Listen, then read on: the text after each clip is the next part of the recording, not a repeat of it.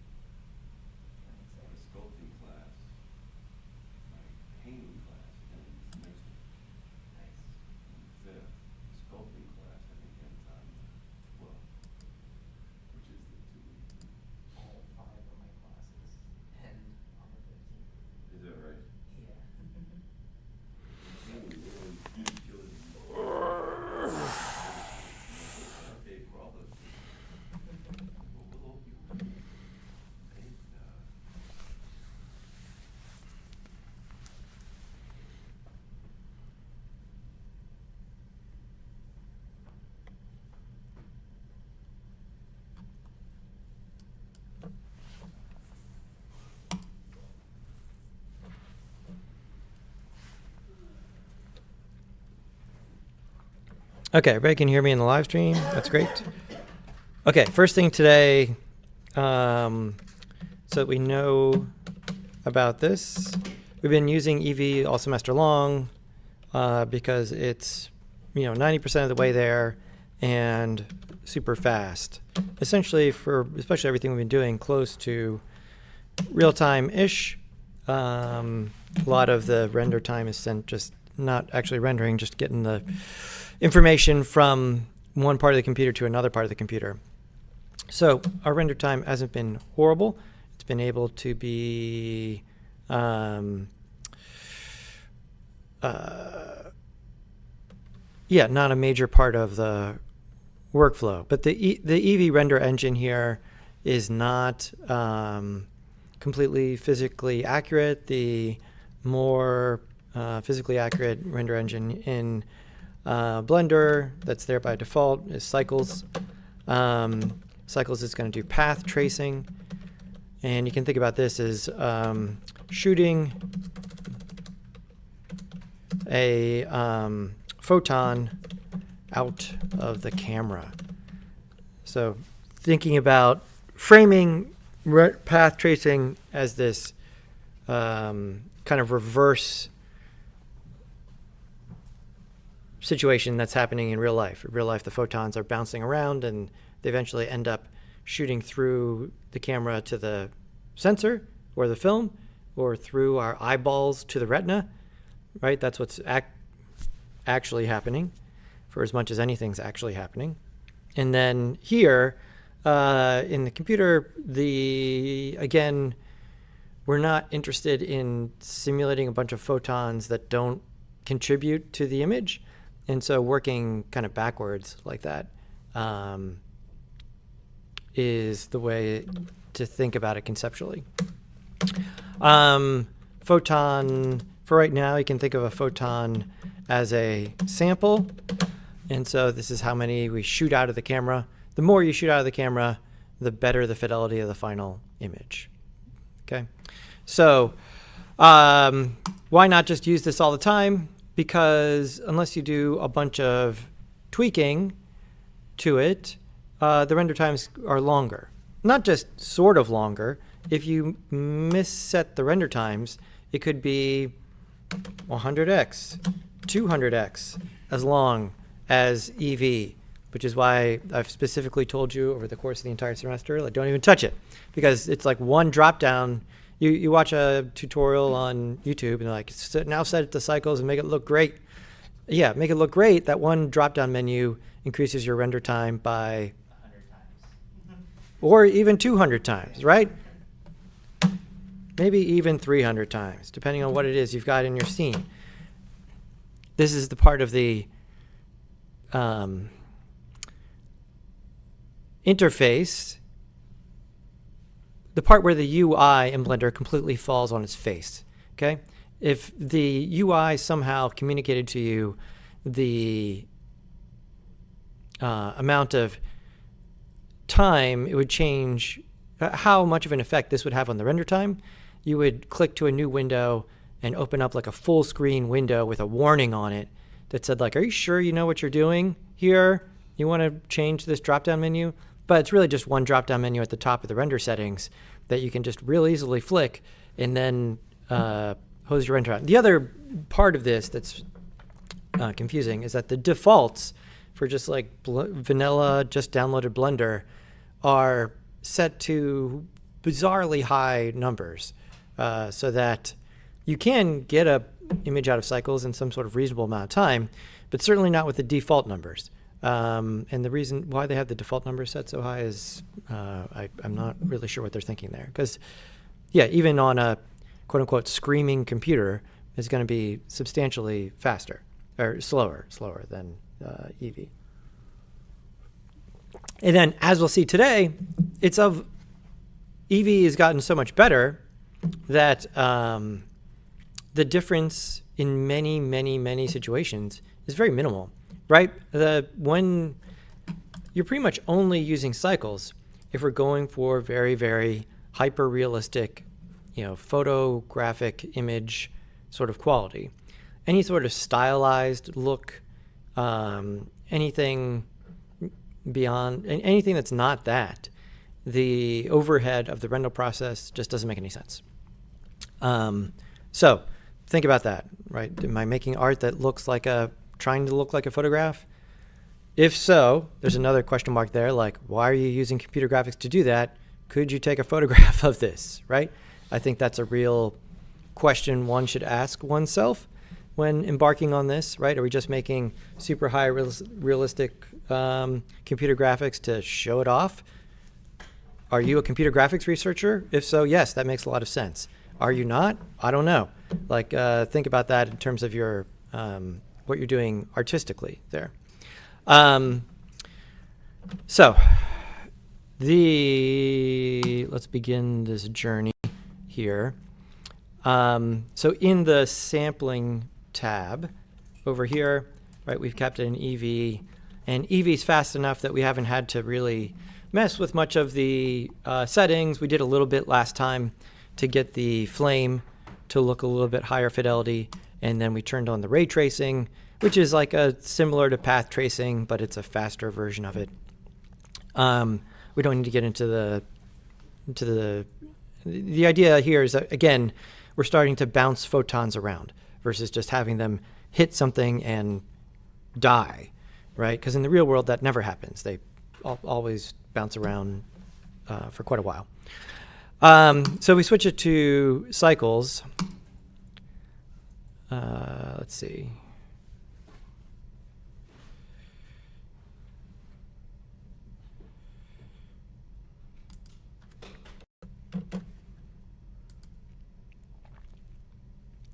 And you're not going to see anything happen unless you're in the render view. And this is the visual hallmark of path tracing, is that this idea of shooting photons from the camera into the scene is this iterative process, and it happens over and over and over again. And the more samples you shoot into the scene, the better it looks. Okay, more samples equals better. However, it is not a linear relationship. This is where students really, or beginners, go off the rails. You're like, okay, here's the quality of my image on the y-axis. Here's the number of samples on the x-axis. And so I just crank that, and my image looks better and better and better and better. This is not the case. The graph, we have some sort of minimum number of samples here, at which case, let's see if we can draw this.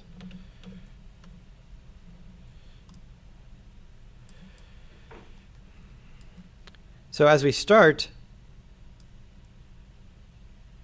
we get higher quality, and then as we start throwing more and more samples at it, the difference in render quality is minimal. And by minimal, I mean in most cases imperceptible. Like, there's been plenty of situations where students have told me it took them 25 minutes per frame to render something. We looked at the render settings and set one to render for 30 seconds, and then I asked them to A/B it. Can you tell which one was the one you took half an hour to render? And they could not do it. Yes. Kind of like those tech showcases, like, oh, here's the new PlayStation 5 graphics compared to the previous game. They look like the same screenshot. Yeah. I mean, all of that stuff. I pay attention to that stuff too. What's the big YouTube channel that does it with video games? Digital Foundry. Is that right? I don't know. Yeah, there's one channel in particular that does this incredibly detailed technical breakdown of rendering graphics, and it's incredibly informative and interesting. But at the end of the day, most of what they're talking about are these infinitesimal changes in visual quality or frame rate that if you showed most people to ask them to A/B it, that would be, again, imperceptible, not able to be seen. So how do we focus on that beginning part of the graph here, right? This part where the amount of quality increases dramatically and then really flattens out after that, right? So this is what we want to use. This is what we want to focus on here, right? How can we get this amount of quality? So let me come over here to the, yeah, this is the default settings. So I just press F12 here. Am I in? Good, I'm in a different slot. And if I come over here to,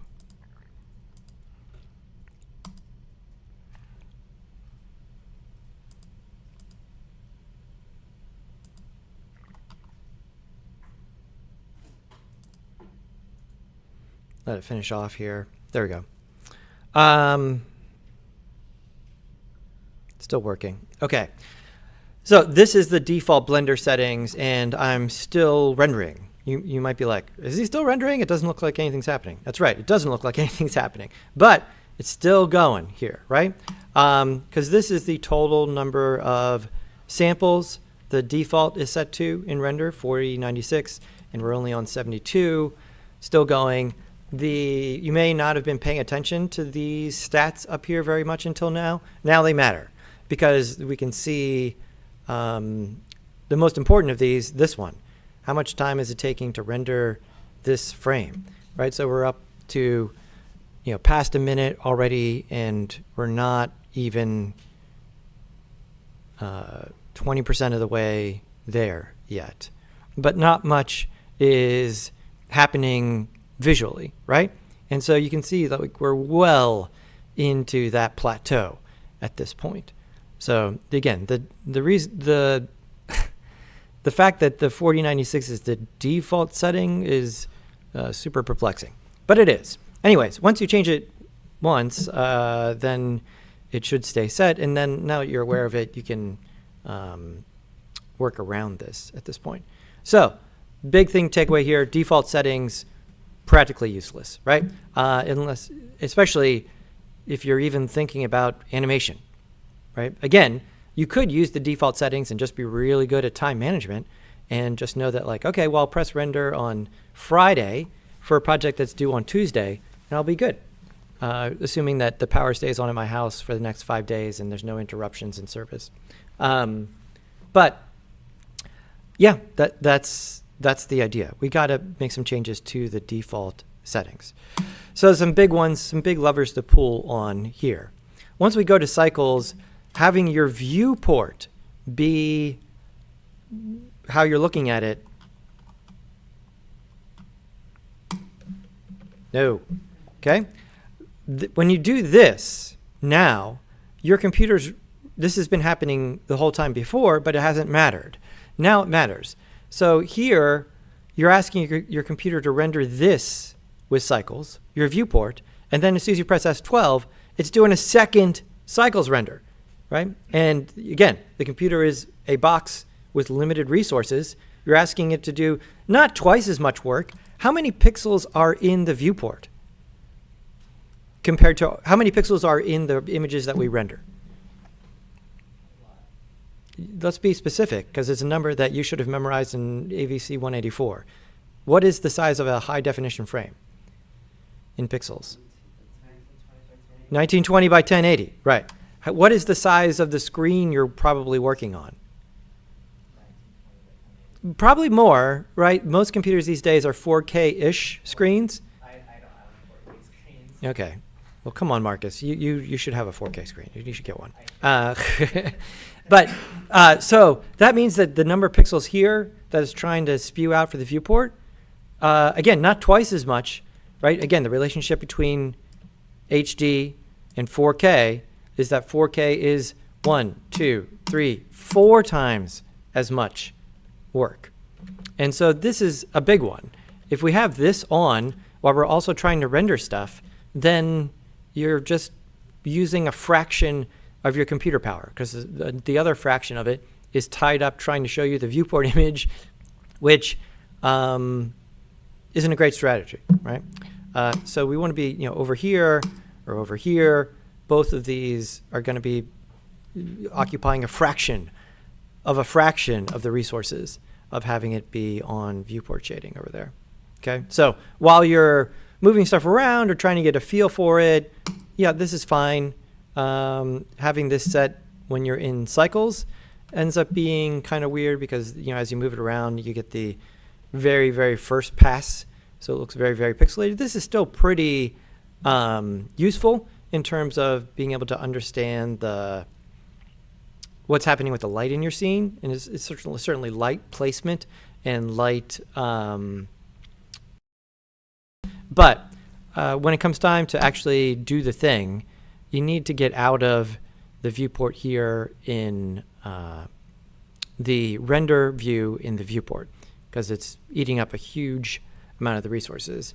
Allow me to present Exhibit A. If I come over here, and I did a couple of these before class, in slot 1, this was me rendering this image with the viewport in render mode, and it took 16 seconds. And this is me changing absolutely nothing in the render settings, but just setting the viewport back to solid or something. And then the exact same settings took less than half as long. So that's a major, it's not a render setting that will be setting over here, which is the majority of the other places that will make adjustments. This is one where it's this. And then this concept goes further in that how much other junk do you have open on your computer, right? Do you have Substance Painter and Unity and OBS all running at the same time? Those are all real programs that take up real resources, and all of that is going to affect your render time. I mean, I tell a story about I was able to make my render time like a fifth of what it was simply by closing After Effects, because After Effects was just a notorious resource hog, After Effects. And yeah, so this is high fidelity rendering. Large visual effects studios and animation studios have whole separate jobs that are dedicated to doing this kind of stuff, figuring out the software and the hardware in order to render things faster. Yes, Marcus? A way that I know that Cycles uses so many resources is when I'm rendering something. The RGB on my computer normally just cycles through colors, but when I'm rendering something, the RGB just on my computer monitor, the tower, right? It's literally lagging. It's like. Oh, you mean like the lights on your computer? Yeah, the lights Yeah. on my computer. Yeah. It's here's a color, here's a color. It's not smoothly cycling through them anymore. So Yeah. it uses that much resources. Yeah. I mean, the how much resources is the RGB hue shifting program using on the, there's a question there. But Marcus brings up a really good point here. The other aspect to this is if you're on a laptop, plug it in. Okay, don't try to render it on your battery. This is unless you've gone into Windows and told Windows that you want to just waste your battery like crazy, it is going to significantly throttle the computer unless you have it plugged in. I mean, I pretty much never use my laptop at this point unless it's plugged in, because I'm always doing something where I need to, I need to have some horsepower. And so, yeah, have your laptop plugged in. There's been plenty of students who are like, my computer's super, super slow. And then I'm like, how about plugging it in? They're like, oh, it's great now. Works great. Yeah. So it's a dramatic difference, right? Manufacturers have stepped on the settings when it's on battery in order to, have advertisements where they say, look, our laptop has 17 hours of battery life. And yeah, if you're just looking at the default desktop image for 17 hours, I guess you could do that, right? If you want to do anything, it's going to, work is energy. In computation, that's a very direct relationship. So, so there's that. Yeah, so make sure this is not set here when it comes time to render. I'm not saying never set it ever. I'm saying when it comes time to render, make sure you're not asking to render twice. Obviously, rendering twice is more work than rendering once. Down here, yeah, the other render's still going on in the background. And then down here, yeah, make sure you don't have a bunch of other stuff open. Even Chrome. Chrome can be an incredible resource hog, especially if you're like me and haven't closed a tab maybe in 5 years. And so there's a lot of tabs open there. The tabs eat a lot of resources. Yes? Well, so it's just, you look at it in render view in the viewport, but then switch, when do you hit the F12? You can switch to solid and then hit F12 and it'll just render in the background? Well, yeah, it's rendering. It's not rendering in the background. It's rendering to, the render view, the window. When you press F12, the window shows up. Yes. And that's where the render. Right. So yeah. I can then put it back to solid mode at that point. You're saying that if I'm still in render view, then the viewport is rendering at the same time as the image is rendering. Yep. So when do I'm looking at before you press F12, go to solid view. Okay. Yeah, before you press F12. Then, okay, so that a major sort of strategic plan for rendering. Next, we go to cycles. We need to make sure that we're using the GPU, not the CPU. And so this is part of the reason I went through all that trouble at the beginning of the semester. So up here under, before we touch that checkbox, you want to make sure, most of you have done this at this point, that over here, under the CUDA tab, that the GPU, the NVIDIA GPU is selected, or whatever the major GPU is in the computer. And then I think we'll use the other one here, but yeah, for the sake of use here, make sure this is back to NVIDIA on optics as well. This is just all back-end stuff to make sure the right software is using the right hardware. Okay, now under cycles over here, let's go to GPU compute, and then let's go it may ask you, once you switch that, to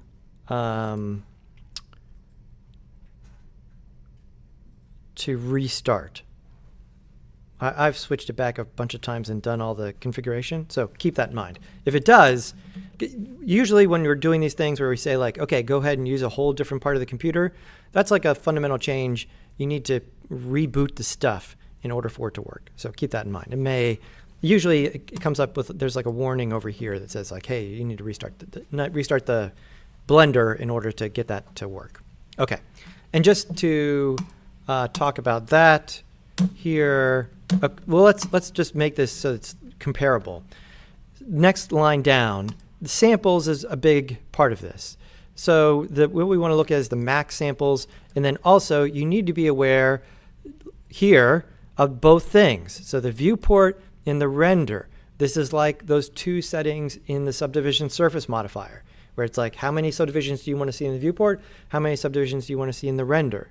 all of these bifurcated parameters are there in order to get higher quality renders while perhaps working faster. I discussed this at length with the subdivision surface modifier. Everyone remembers this? Yes? Okay. And so this is another instance of that. And so a lot of people, I think by default, this is folded up.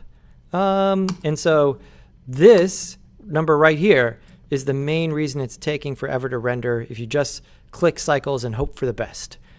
Because this is the max number of samples it's going to use to render, and that will take a long time. So I'm going to take both of these and put them down 10, okay?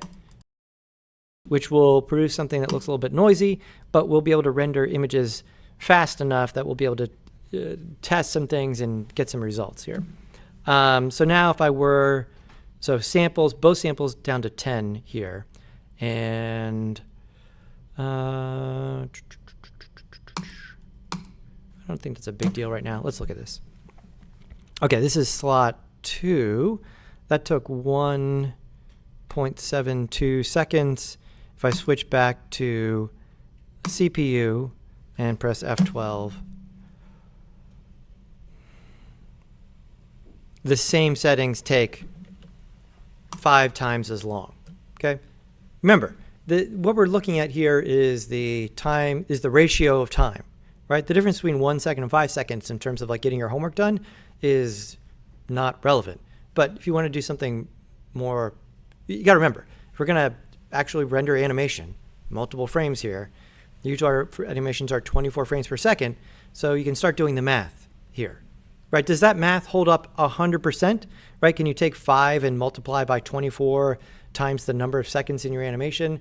That will give you a good ballpark, but especially if you're switching between shots, not every shot is going to take the same amount of time, okay?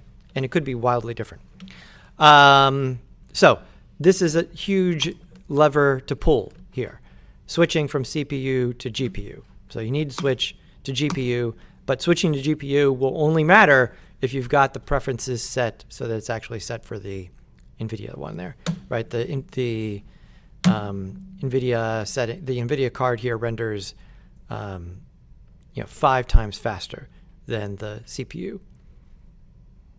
This is why video games look good, right? All of the GPU has been specifically designed by genius hardware designers to do the kind of math that it takes to do rendering absurdly fast, much, much faster than the CPU. Well, why doesn't my computer just run on the GPU then, if it's so fast? Because all of the calculations are designed specifically for this idea of drawing pixels on the screen. They're not, the structure is not one that works really well for all-purpose computing. Hence, you need both in the computer. Great. Okay, so there we go. Let me see. Where are we in? Slot 2 here.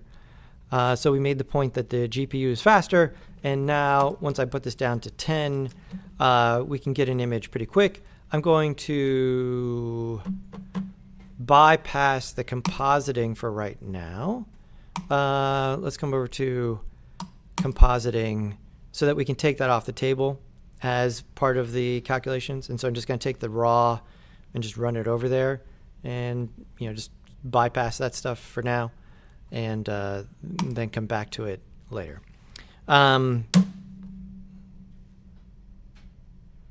Right, because I'm trying to figure out what matters. And so I take when I do this kind of stuff, I take a very science-based approach, meaning that in order to run some sort of experiment, for those of you who have taken science classes, you need to have a control, right? Something where you didn't change, and then you need to change one thing. This is where people go wrong when they're trying to implement this at the beginning, is that if you change more than one thing and, best case scenario, things get better, you still don't know which thing it was that actually resulted in things getting better. And so being able to, because it's not like I've memorized all of the umpteen rendering parameters here. There's a lot. I know which ones are the main ones, but even when I get into the hinterlands of rendering technique, I'm trying to do this kind of thing. Okay, well, let me move this one, see how that changes the render time or the quality, and then I can make some sort of decision about what it is I'm doing. Okay, So this is this is my basic way of learning anything in the computer, but in rendering, it's very, very, very applicable. There, back to yellow. The red is really irritating. Good. Okay, there we go. So max samples. Max samples, so just doing this, GPU compute, not having this on, turning the samples down to 10, this puts us at like 2 seconds a frame. And so if we did the math there, how would you do the math? 2 times 24 times, number of seconds, right? If our clip is 1.5 minutes, it'd be somewhere around there. We'll give you some sort of ballpark for your render time, right? Again, this isn't exactly accurate. This is an approximation, okay? Especially if we're going to have more shots. And what about the final image here?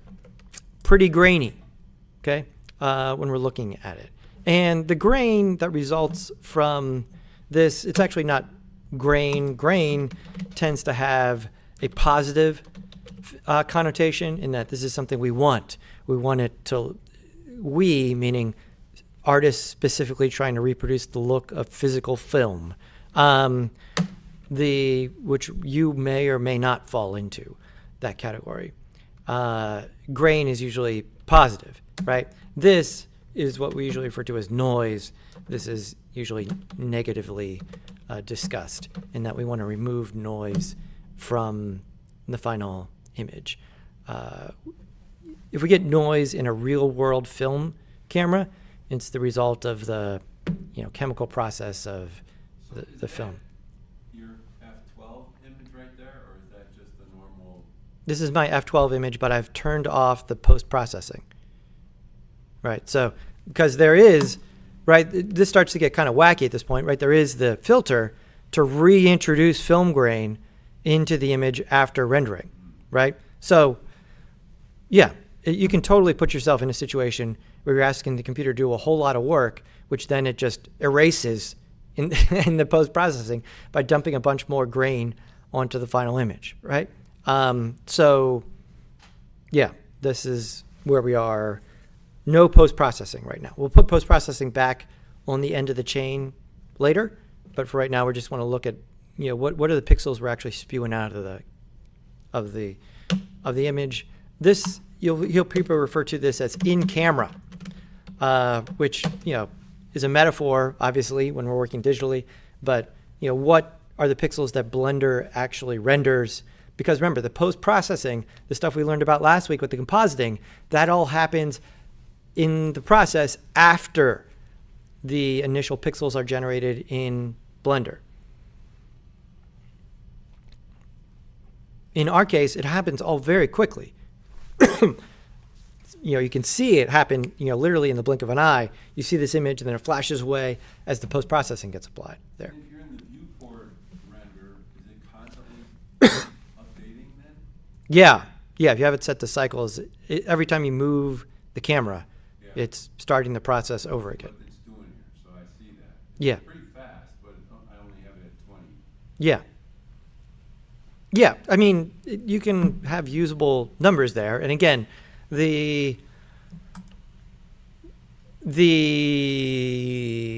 how fast it is is going to start to matter significantly in what you're asking it to do. Okay, so things that are going to be more expensive, shallow depth of field. Notice how much noise there is right here for this really out of focus foreground chair, right? This is where path tracing really starts to get expensive, right? In order to create these, it's kind of counterintuitive. In order to create this blurry part of the image, it's very expensive to create that smooth blur. But this is, again, a possibly counterintuitive part of computer graphics. The parts of the image where things are very blurry ends up being more expensive to the computer. Why is that? Creating this very, very, very smooth gradient, that ends up being an expensive process. And then all of the fancy stuff, the subsurface scattering.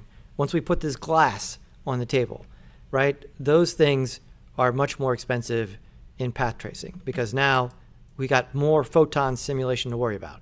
We got its photon rattling around inside the candle. That's what subsurface scattering is.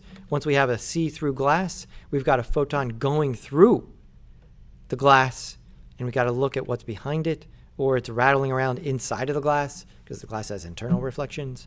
All these things, much more complicated than a photon just bouncing off the table, because the table is an opaque thing with not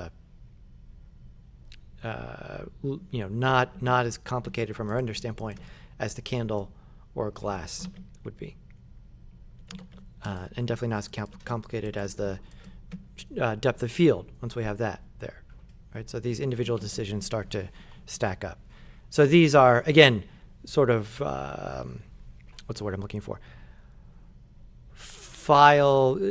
Project parameters that don't show up, in the render parameter window that drastically influence render time, right? Your decisions about what's going on in the individual materials. And again, I've said this before, but just to reiterate, Blender is also helping you out quite a bit here in that Eevee and Cycles use the same materials.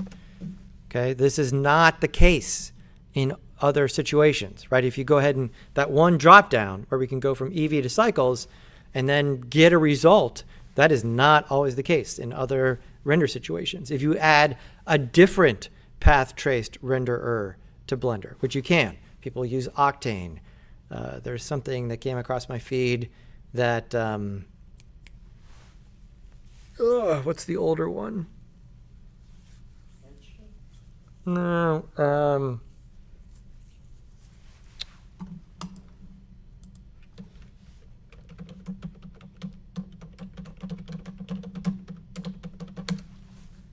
V-Ray. V-Ray has some sort of free tier now, and you can add that to Blender. There's these other ones, but once you would make the decision to use those, it's a pretty heavy workflow decision because you probably have to replace all of your materials with materials that work with that render engine, and depending on the complexity, you may have to replace the lights and the camera with lights and camera objects that work with those, right? Because as we've learned now, all of these things work together kind of holistically. The camera matters, the materials matter, the render settings matter, all of that works together.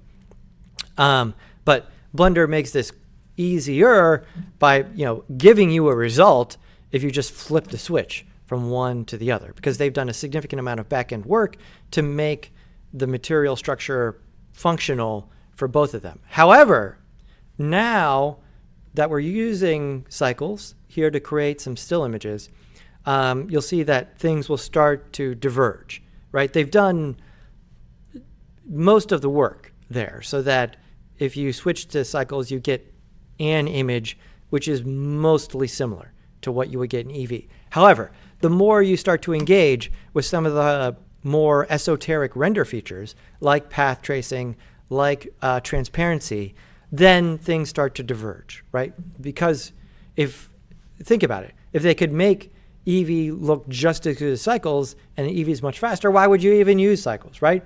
And here, with these more high-end or just specific render features with path tracing and transparency and everything, this is where the fakery that's happening behind the scenes in Eevee is kind of exposed, where you have to take a different strategy to try and make glass look as good as it does in Cycles. So this is where they're meaningfully different. Great. Okay, so yeah, have other things closed. Don't be in render view. Let's turn these down. However, we still get noise, okay? Not grain, noise. And so what's one way to reduce noise is by increasing the number of samples. However, increasing the number of samples, as we discussed, is only effective to a point because our quality really flattens out at some point, okay? So this is, one mistake students commonly make. It's like, okay, well, I'm going to make this look really great by just cranking this, and will it look better? Yes. Well, I mean, technically it will have less noise. Will you even be able to tell that it has less noise? Probably not, right? There's a point at which here, there's definitely a number at which here you're just dumping more compute into the problem and not increasing the render quality in any sort of perceivable way. Okay, this is an overarching concept with contemporary media computing, MP3s, rendering, right? There's increasing the quality, and then there's the human perceptual apparatus. Can we even tell that we've increased it that much, right? If we're just watching the screen, if we're just listening to the music, the human perception apparatus is the thing that we should use to guide our quality decisions. If you're a scientist studying sound waves or a computer rendering person that's working at the threshold of physical representation, that's a different decision, okay? Because you're actually trying to poke around the very, very edges of what's possible there. That's not what we're doing. We're just trying to make good-looking images fast. And so what's the best route to get there?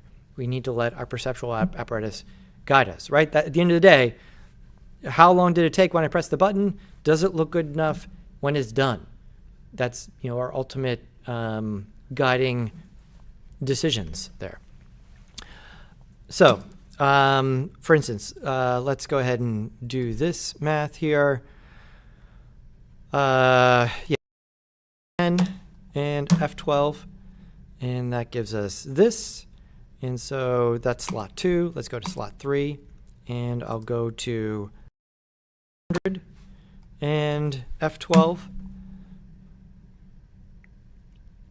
And now we're up to, there we go, 6 seconds, a little bit cleaner for sure.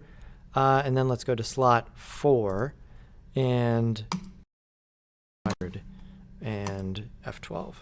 Remember, this one up here, this max samples under viewport is irrelevant because we're not doing cycles rendering in the viewport right now. And this one is still working here. Let it keep going. And we can sort of see where things level off here in a second. There we go. And then again, I'm doing this on the school computer, which is got a nice NVIDIA card. The amount of time it's taking me with these numbers will be different based on your hardware, right? Some of you have really great cards, so maybe a little bit faster. For most of you, especially those on like the school rental computers, this will be longer for sure. So where do you get to render your stuff? On your computer in this class. And so you need to make the decisions based on that. And so here, this is the amount of noise at 10 samples, the amount of noise at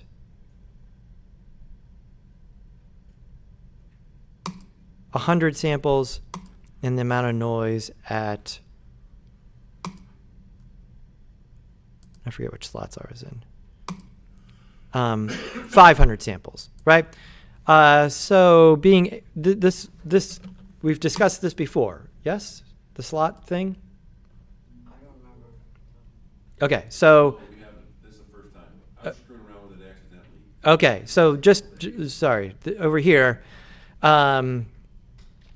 this allows you to just render into different, these aren't saves, they're just areas to remember the render, right? And so this allows you to A/B, right? You hear me use that term, it's just comparing one thing to another thing. And in this case, you have all these slots, so you can A, B, C, D, E, you get the idea, right? And so you need to set the slot before you press F12, okay? And so if you go to a slot that's unused here, it'll just not have anything in it. Then you'll render into that slot. And so this allows you to, this is how you become a render scientist, is that you can, this is exhibit A.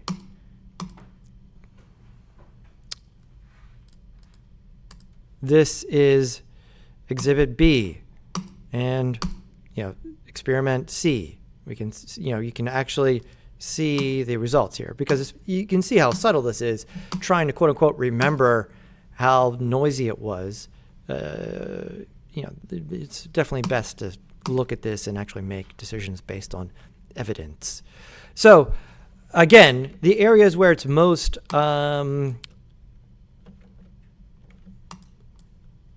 important here is definitely in these out of focus areas. And the more out of focus something is, the more samples you would need to throw at it.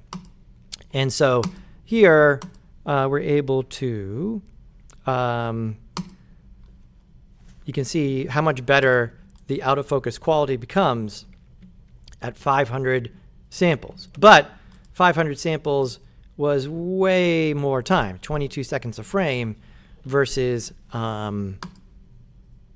where we started at less than 2 seconds a frame.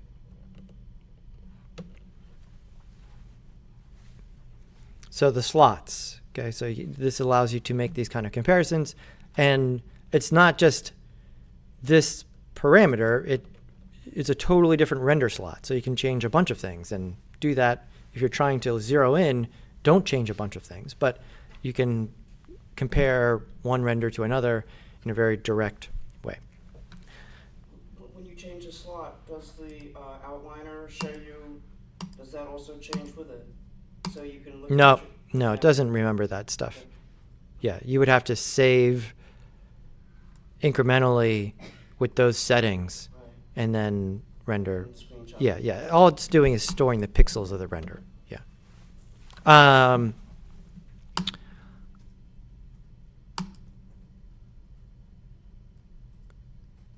Is there some sort of stats thing? I mean, I think we get this up here.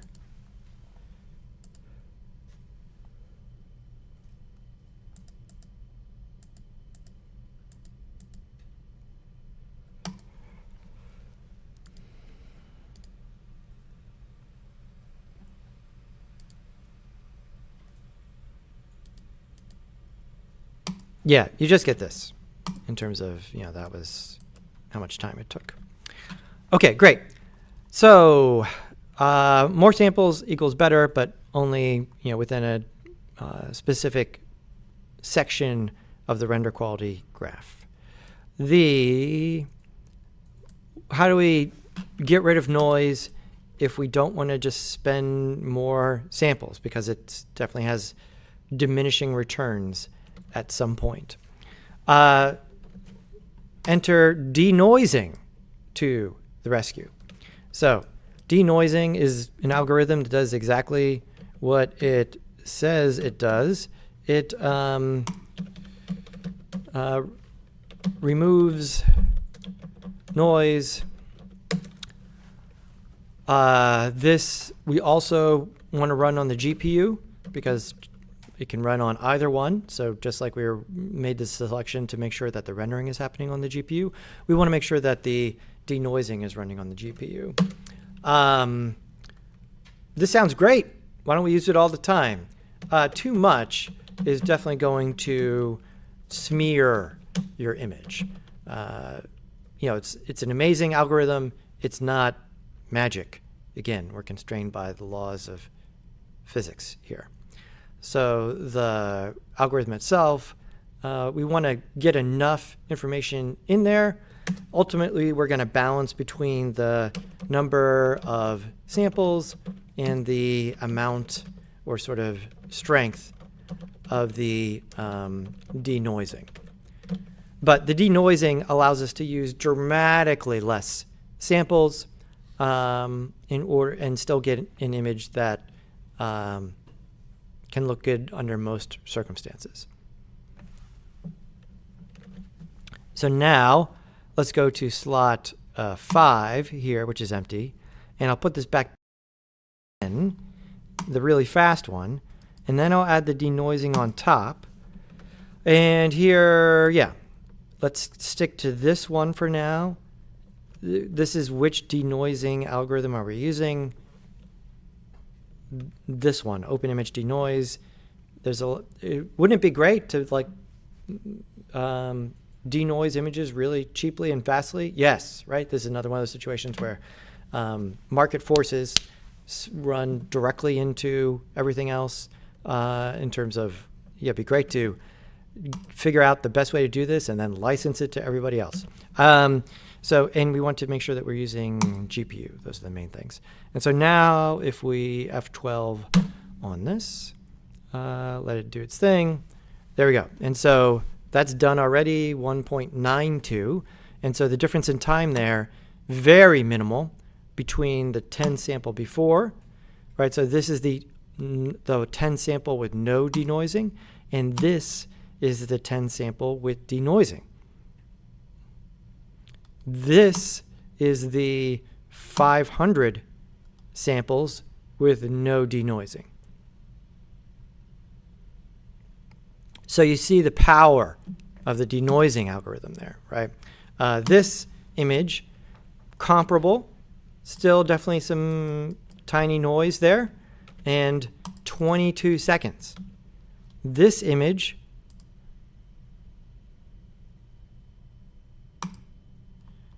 uh, 10 samples,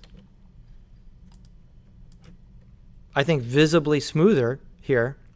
And how much overhead did the denoising algorithm add here? You know, fractions of a second. The other one was like 1.6 or 1.7 or something like that.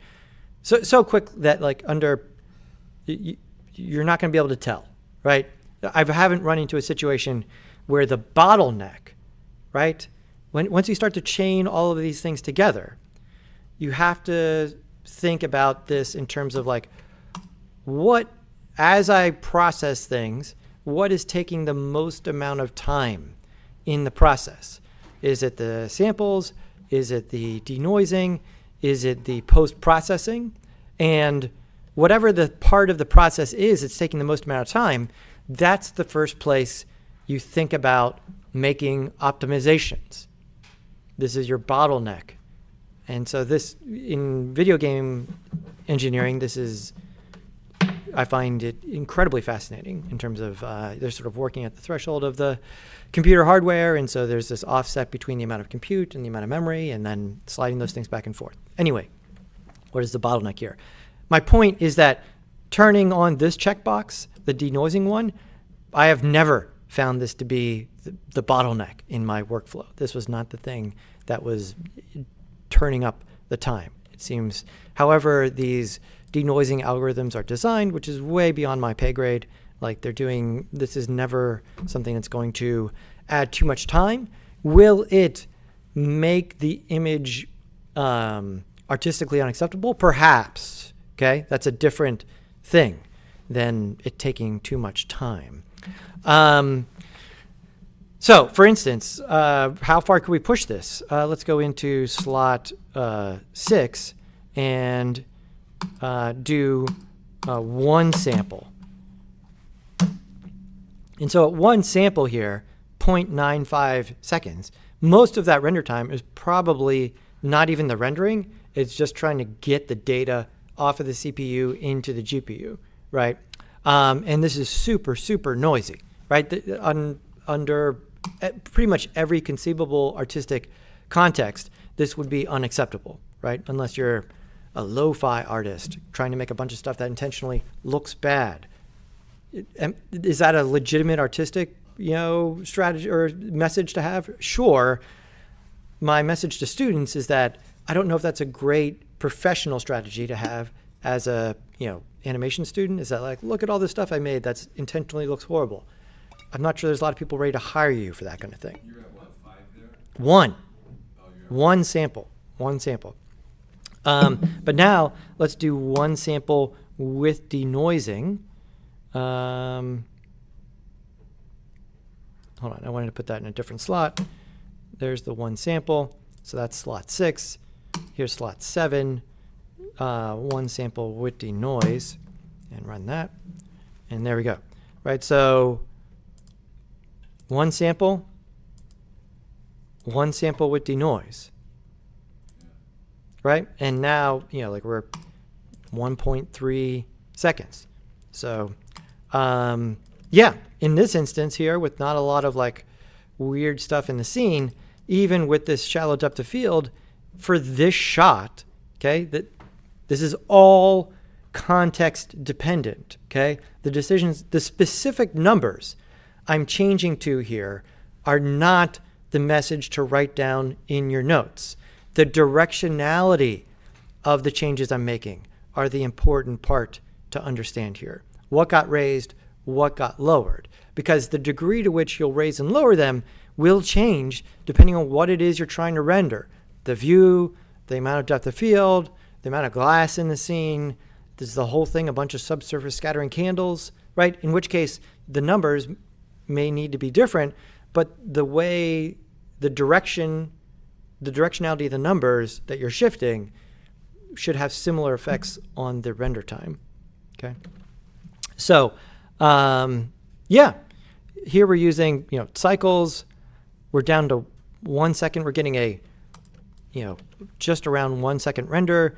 We're using the GPU. So this whole thing here, this denoising algorithm, this is where there's a lot of action happening in terms of optimizing this stuff for the GPU, using machine learning algorithms to make this kind of thing faster. This is related to some of the things that are happening in games where they're trying to, create frames in between frames in order to make things smoother. And so, yeah, there's a possible world 5 years from now where, you don't even get to touch this anymore, right? It's just so good that it just does some sort of minimal path tracing and then sends it to the denoiser, and everyone's happy with those results. So keep that in mind.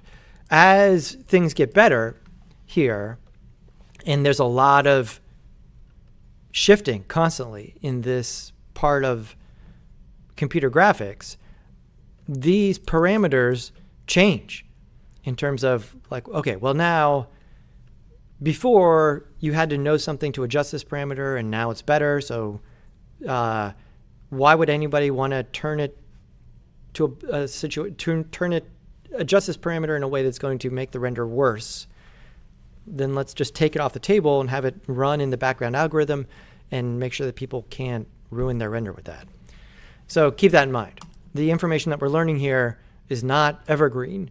This is something that, as Blender continues to improve, it's worth looking at, like, what are the new features in Blender 5.6?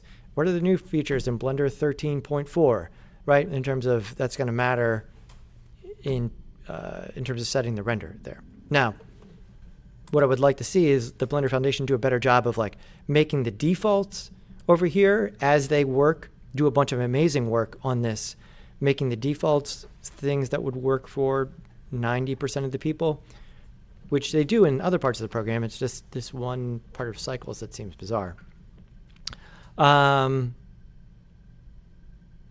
Yeah, so denoising, incredibly useful there for this.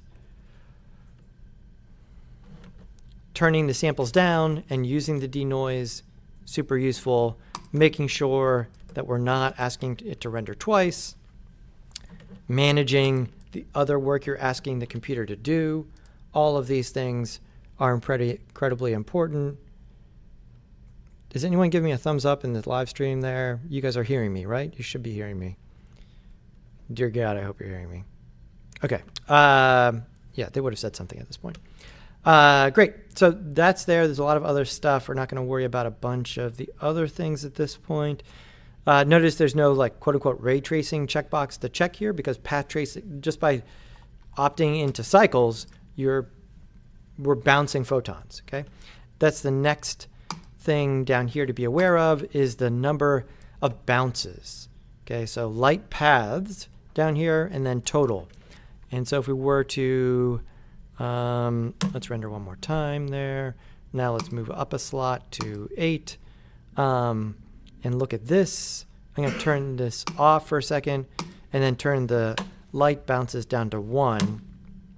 And we should see kind of a difference there. This is even noisier, right? So none of the photons are bouncing around much. If we start to bounce around more, here's 12.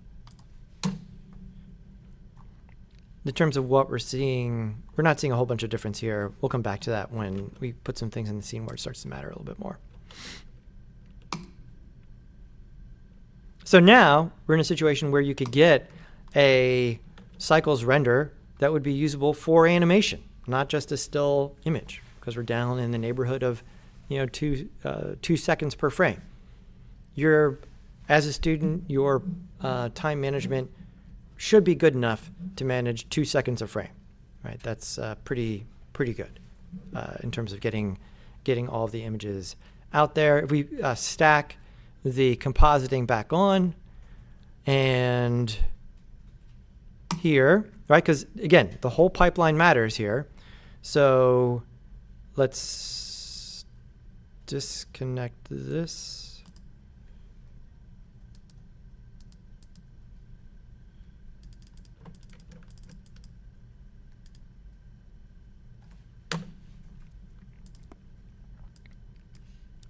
Make sure you reconnect it to both. There we go. Now we have that back in.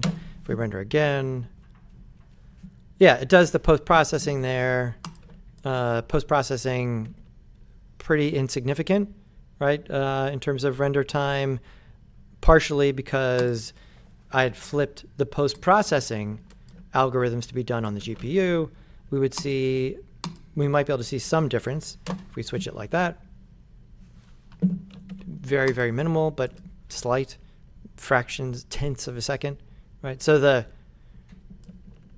directionality here, again, is important, but within, not all of these are of the same importance. The samples one obviously being a huge difference.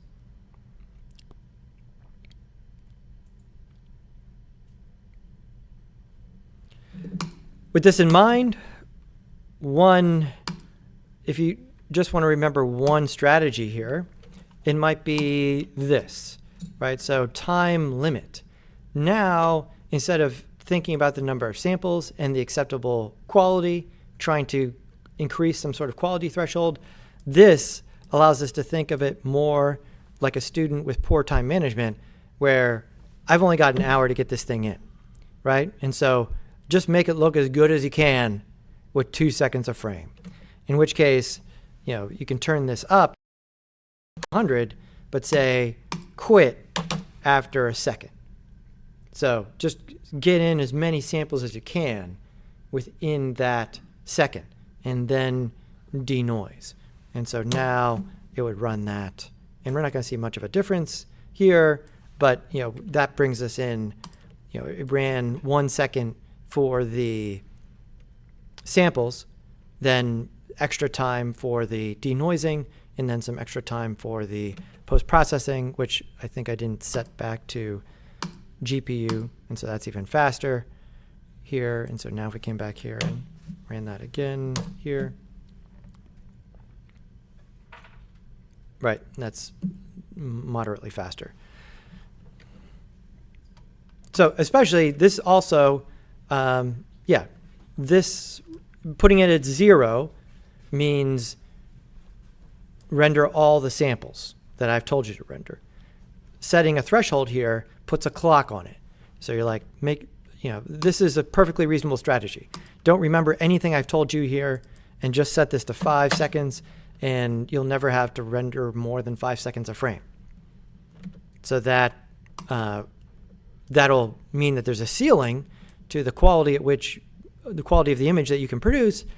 Is that ceiling artistically relevant? Probably not for a lot of people, where you're going to get an image that looks just fine for most situations by telling your computer to work for that long, and then I'll take whatever I can get at 5 seconds a frame, right?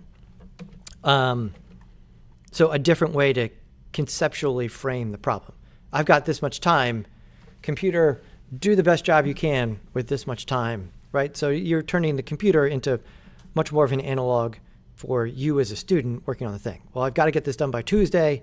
There's a limited amount of time between now and Tuesday, regardless of how many mental samples I get to point at this thing. There we go. So this is super useful parameter right here. Let's put it back to maybe 2 seconds there. So we get as good as we can.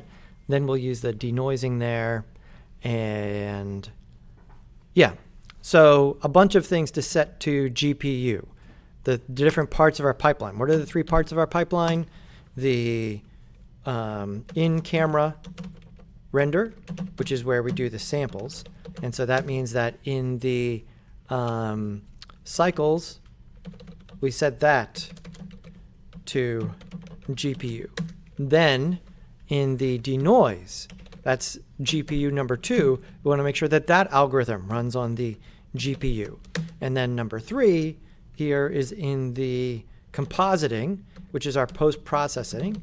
We want to make sure that that is also set to GPU, right? So this is why I made a big deal at the beginning of the semester, have a computer with an NVIDIA GPU, because some of these algorithms are designed to work on specific types of hardware and not other types of hardware, specific brands of hardware, okay? NVIDIA, if you pay any attention to this, I mean, company that experienced exponential growth over the last 2 years, mainly as a result of the people using computer graphics cards to run AI machine learning algorithms, right? And so that company is worth, I mean, I don't even know. Is it worth $1 trillion now? I think it's worth $1 trillion or something, right? And they pretty much have a monopoly on this stuff. There's a second company, AMD, that has some business, but not at all the same. So when people write these algorithms, they work on some types of hardware, not other types of hardware. In general, the most frontier work is being done on the NVIDIA hardware, and so there's that. Where did you set the compositing to GPU? Where That's in that side panel. I wish there was one place where you could do this all, but here is the GPU for the samples. Here is the GPU for the denoising. And then if you come over to the compositing view and you press N, and then you go to options, there is the GPU for the compositing. Okay, so 3 different places. So you want to make sure the right part of the computer is doing the heavy lifting here. And in our case, that's the GPU in every place that we can check that box.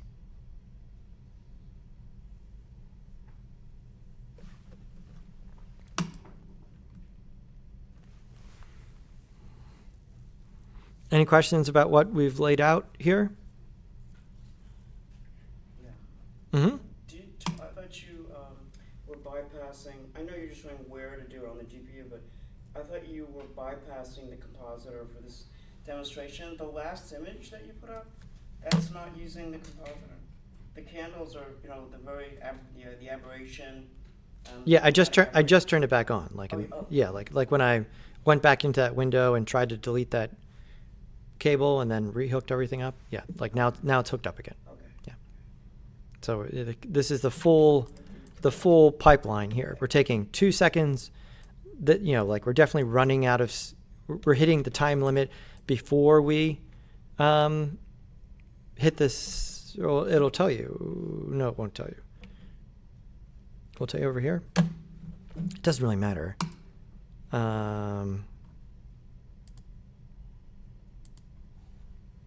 Yeah, anyway. This is as good as an image we could make in 2 seconds in cycles. But the important comparison here is that if we switch back to EV and F12,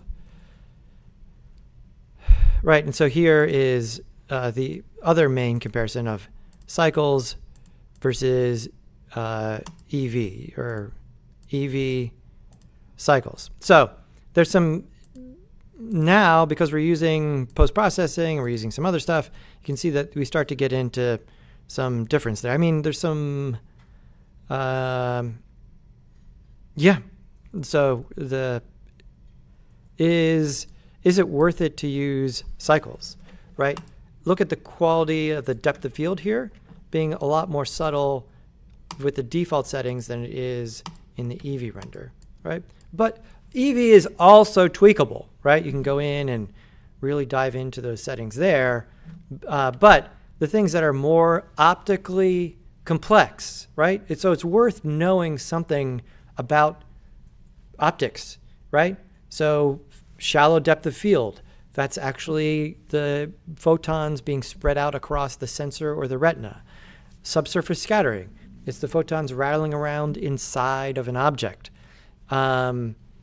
Transparency, photons traveling through, however, they don't go in a straight line. They get their path gets changed in direction as they enter pieces of glass. Obviously, glass can be tinted. The surface of the glass can be different. And so knowing that those things are optically complicated, those are the things that you'll have differences in quality of the render from one to the other.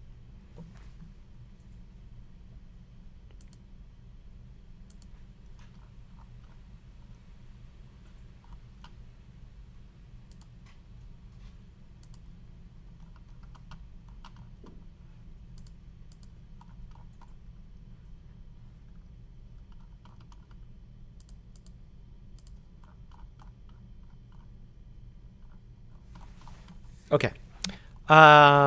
Great. Where do I want to go after this?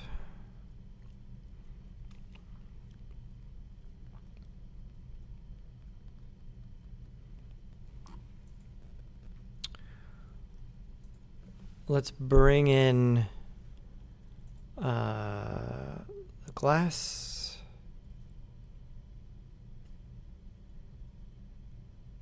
Okay, good. I just turned it off. I didn't delete it. There's something else I wanted to say. What was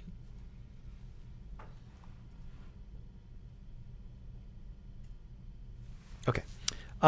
Let's come back here. You can apply the same principles if you want to look at it in the viewport, right? So if we're not rendering, we're just sort of checking in with how our viewport looks. You can turn on the denoising for the viewport. And so turning that on, make sure it says use GPU. Now you can get, a pretty great, is it super smooth when you're orbiting around? No, but the fact it is as good as it is, using 10 samples while using the GPU over here. And then again, I'm not seeing the post-processing here. And that's a function of this setting, right? So I click it to always. Now, as I move around, I'm getting the path traced, denoised, post-processing image as I just sort of like wheel around my scene and look at stuff, right? So this is great in terms of finding some new shots, where some other compelling camera angles, and I can really investigate what's going on with the lighting because it's showing me like a pretty accurate version of what's going to happen in our actual render output here. So is this great for modeling? No. Is it great when it comes time to figure out some great camera angles and shots for the final project? Yes, absolutely. Then something else to consider here is that if you're using depth of field, and why am I not seeing the depth of field as I'm wheeling around here? Because I'm not looking through the camera and go back and look through the camera. Now I get the depth of field. How could I see the depth of field if I'm wheeling around? I could tell Blender to look through the camera at all times. And so come over here, press N, go to view, and camera to view. Now as I wheel around, I'm going to have the same depth of field settings. And so now you can see the depth of field as I'm moving around, and the camera depth of field, again, we locked it in for that shot. So now it will be possible to move to a point where, maybe things, you need to manage your focus distance now, right? So focus on object. If I have this selected, as I move around, it's changing the focus distance. It's not going to actually update the number there to make sure I'm focused on this candle. And so even if I move close to the candle here, you'll see that this is really important to understand with depth of field, is that the closer the object is to the camera, the more out of focus the other objects will be. And so because we're locked to this, because it's selected here, you can see that the background gets more and more out of focus. In this instance, I think it's artistically okay to maybe use the HDR as an actual background, because it's going to be out of focus. And that will quite frankly work, right? And some of the hot spots of the HDR may give you some pretty nice, artistically interesting parts of the image, right? So here we can move this around and start to figure out what might look nice as we're sort of focusing on that. And then because we're in computer graphics and you can just rotate the world as you see fit, you could come over here to the shading view and the world, and then figure out compose the shot that you want, and then rotate the world in order to get the kind of background that you want. This is obviously going to change radically depending on which HDR you've selected to use here. And the strength of the HDR itself is also going to be 0. It's totally black, and now you can sort of dial it in to something that would work for that image, right? So the kind of stuff that the people over in photography class just isn't available to them, right? I mean, the closest you can get is working on a soundstage, where you could just literally rebuild everything to exactly what you want for the camera. However, that takes a lot of people to rebuild and repaint and move all the crap behind the camera, right? It's not for us, we get to come in here and just rotate the world into a view which we deem artistically acceptable for our image. So my message that you should write down here is, should I see the HDR in the background? And the answer to that is yes, if you're using depth of field, because then it'll be soft and it'll serve a really good purpose. If you're not using any depth of field and it's very clear the whole way through, meaning you have deep focus, then most of the times the HDR is not high enough quality to really hold up next to the stuff that you're actually rendering, the actual 3D objects. Not only that, right? And so it'll look blurry, but not in a cool way, not in an artistically acceptable way. It'll just kind of look low res, especially compared to the other stuff. And this issue is exacerbated if we're rendering at even a higher resolution. We're rendering in HD.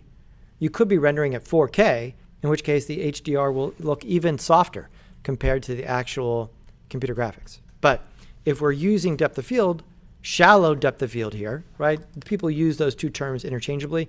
When they talk about depth of field, they're almost always talking about shallow depth of field. The actual truth here is that every image has some kind of depth of field, but sometimes it's deep focus, meaning that everything is in focus. And so there's no blurry part of the image, right? And so when people talk about depth of field, they're almost always talking about shallow depth of field, meaning that only a portion of the image is in focus, and then there's some other artistically meaningful portion of the image that is out of focus and blurry. And what do we call the quality of the blurriness? Bokeh. Yeah.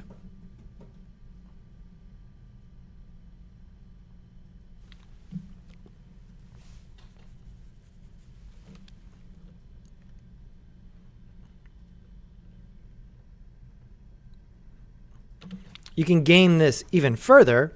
Let me make sure I don't mess up like this. I want to keep this camera view. So now clicking this box means you get to look through the camera. You get to see the depth of field all the time. However, it can be very dangerous to, now I found something I like, make sure I get out of that so that then I can move things around. So now another great artistic strategy here to game the system is you could put things in the background that are really just there to give you a more artistically interesting background, right? Say we wanted some more bright light stuff happening back here.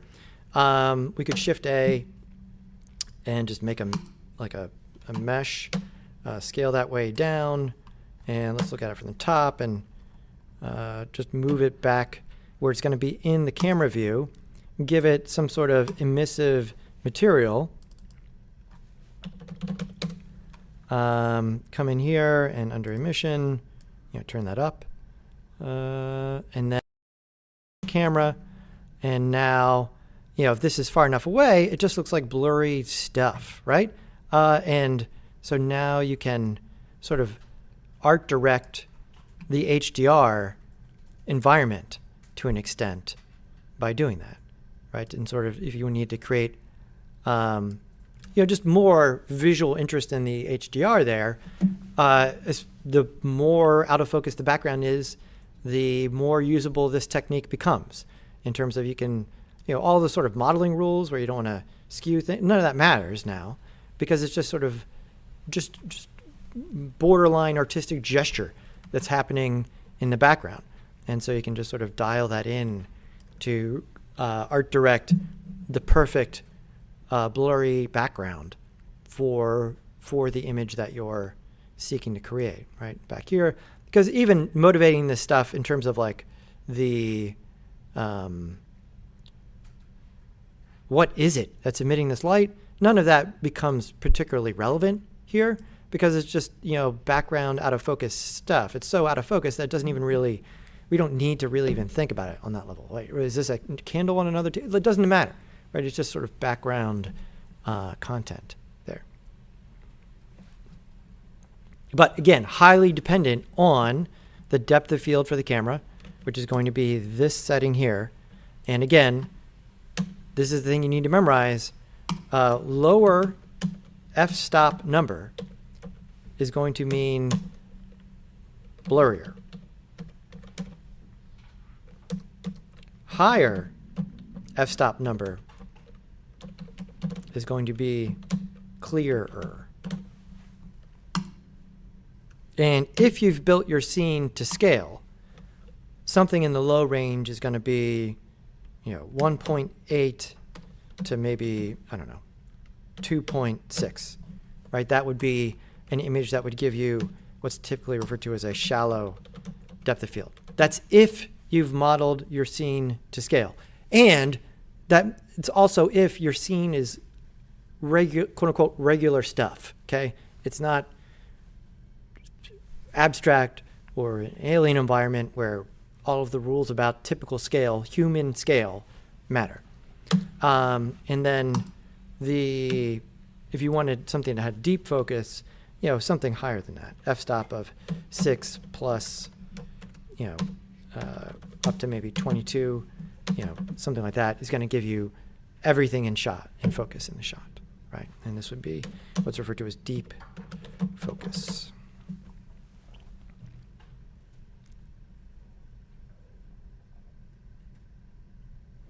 So how blurry is the blurry stuff? That is the f-stop number. What is blurry and what is clear is the focus distance.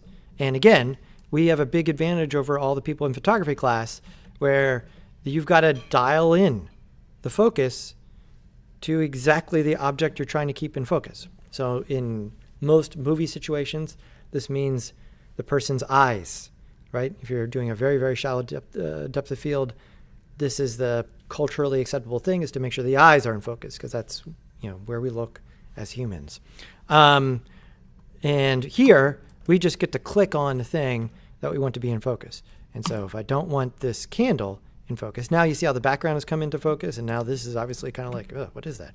But if we were to say, no, it's going to be this candle, I can just click on that candle, and now that's in focus. The other thing you can do here is not do that and try to do it like they do in photography class. Hold down Shift and try to dial this in.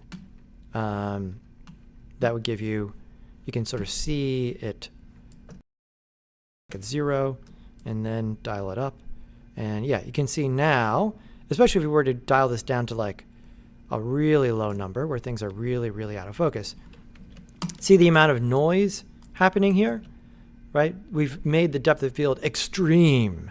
And so even our settings here no longer give us a completely smooth depth of field.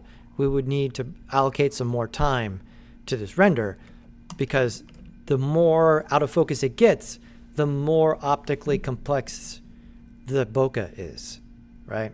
And so this is a non-linear relationship. If you've got something with this extreme bokeh, then a lot of times it's technically, strategically better to enter into like some compositing trickery to produce this than it is to try and do it, quote unquote, in camera, right, with the f-stop setting. Yeah, so the bokeh, if you disconnected the node where you added bokeh in the compositor. No, the bokeh is going to be a function of the parameter in the camera.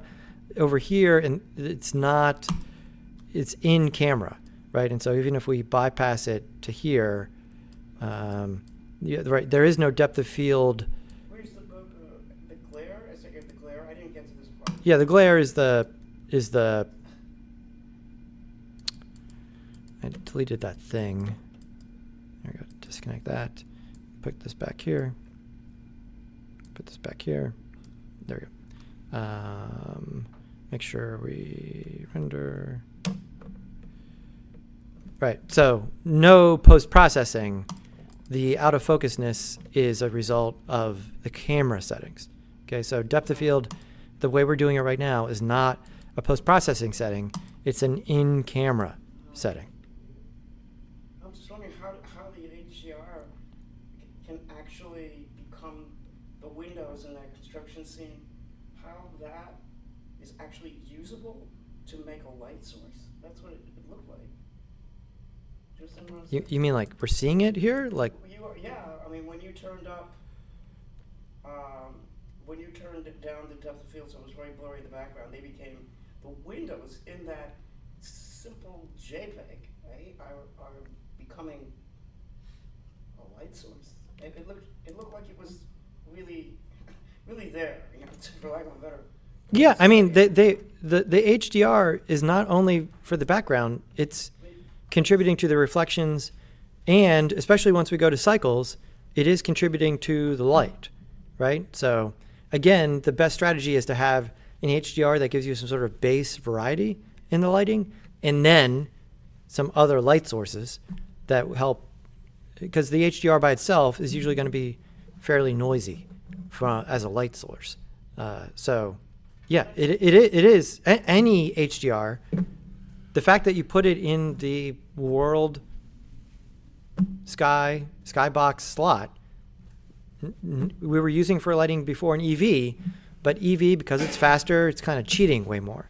Cycles is cheating less, and so it's using it as a light source. And yeah, you're getting that nice what's called light wrap, where if you have a really bright thing behind something that's in the foreground, it kind of wraps around, right? So those sort of like real optical things are happening here, right? So yeah, so even though it seems like a post-processing effect, depth of field is an in-camera. Right. It's a function of the camera. It's a function of every camera. This part of the camera is kind of obscured from us, like with camera phones and everything else, where they've kind of simplified this mechanism to the point where it obscures this from the user. But for a real camera, a camera with a professional camera, a DSLR camera, every shot has a depth of field.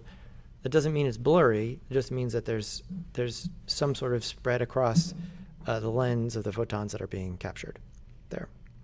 We used I had the HDR as the light source in last week, but with the site, with the backdrop to block it. I just hadn't thought about that you could use that image, the image itself, windows, coming part of the visual light. Yeah, my point here is that is usable if you've got a shallow depth of field. right? From a lot of the stuff you guys have been posted recently, like Kevin posted the ones that looked like it was like dinner in the desert kind of thing, which is fine. It looks good, but like you can tell, anyone who does this can tell like that's the HDR background, right? Because it's not, and it's, how can you tell? It looks a little bit soft in the background. More importantly, that you may be able to get something usable for a still image doing that in certain circumstances. It depends on the HDR and the background and everything. In terms of the moment you start to animate anything or move the camera, the background will not parallax. And so it sticks out like a sore thumb because all of the stuff, the actual 3D stuff, will parallax and the background will not there. So, so there's that. Let's do this way.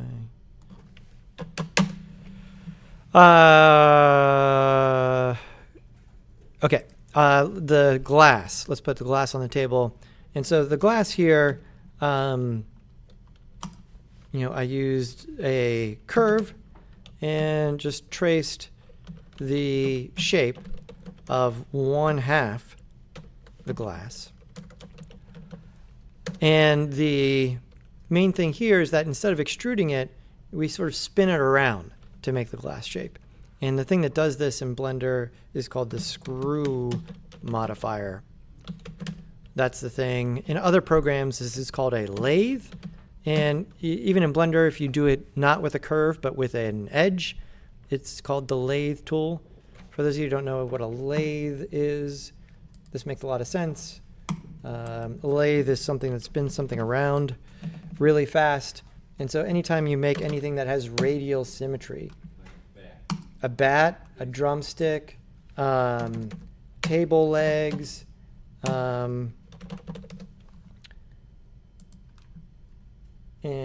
yeah, I think the new building we have some kind of lathe that we're going to have there.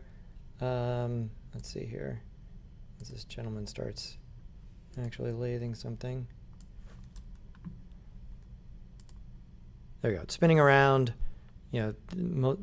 Almost always these are pieces of wood that we're using. The important thing to understand, this always gives you something with radial symmetry, right? Because it's going the whole way around the object. So yeah, baseball bat is like the #1 example here. Drumsticks, table legs, all of this kind of stuff. In real life, this is a much higher stakes business, right? This thing's moving fast. You've got this chisel. There's definitely higher stakes here. I mean, there's a safe way to do it, but I mean, they're spinning this way so that you're not going to kick the thing up into your face. And then all the wood chips are, the velocity of them are hopefully going mostly down. Anyways, in real life, this is a subtractive process. This is something I like to think about a lot in terms of just the idea of creating things. Do I start with a big thing and I whittle it down, either with a lathe or with a chisel? Because the digital processes tend to mirror this. Ultimately, it's irrelevant digitally. You end up with the pixels you end up with. But the tools are meant to sort of emulate these things. Is it subtractive or is it additive? And so this is one where the real life process is subtractive. We start off with a bigger thing and then we whittle it down, whereas the digital version of it is we kind of draw the thing and then we spin it around. So it ends up being more of like an additive process rather than a subtractive one. This also happens in sound synthesis. Do I start off with a bunch of noise and cut it down into the thing that I want, or do I start with a sine wave and add them together until I get to the thing I want? And so here we're doing a version of an additive thing. And so if we come over here and look at this, and then let's go to here, and then over here. There it is. Why is this not working? Because I don't have it selected. There we go. And I'll come over here to the modifiers and turn this off so we can see exactly what I traced here. Notice that because this is going to be a glass thing, the inner and the outer wall really matter here, because the distance between these things, the reflections on this side and the reflections on this side, all are going to matter to the render. And so having the inner and outer wall there matters. The other main thing here, if you're going to use the screw modifier, is that the points at which it wraps around, right? So this is like kind of like the mirror, using the mirror modifier, where the relationship of the center of the object to the object anchor point matters a lot. Yeah, so this, it was just a bunch of pointing and clicking. If I tab in here and then grab some of the points, a lot of initially setting, I'm using my guiding principle of less points is easier to wrangle, right? I can sort of control the curvature by controlling the Bezier handles, grabbing the points and throwing them into free, so that I can use one Bezier handle freely from the other one. For really manipulating the shape of this object, the length of the Bezier handle starts to become really important in terms of doing this. We obviously don't want the outer wall to overlap the inner wall in this instance. And I was doing this from a orthographic view there. And so this point and this point really line up with the inside, with the actual object anchor point there. And so here, if I come back out and turn this back on, you can see a lot of times students end up with a situation like this, where let me tab into edit mode, grab all the points, and then move the points out like this. So remember, I'm in edit mode. So the object anchor point remains the same. If I move these out, now you can start to see how this would affect the object. I'll end up with something like this hole in the middle, because it's spinning it around the object anchor point. That's what the screw modifier does. Just like the mirror modifier mirrors it around the object anchor point, right? So there's two ways to fix this. Either move the object anchor point or move the actual points of the, if I move the object anchor point, I need to go back to object mode and then select origin and then move that. Or if I here in the points, I can grab this and just simply move these back to line up. And if I look at this, I shouldn't have a hole there in the middle.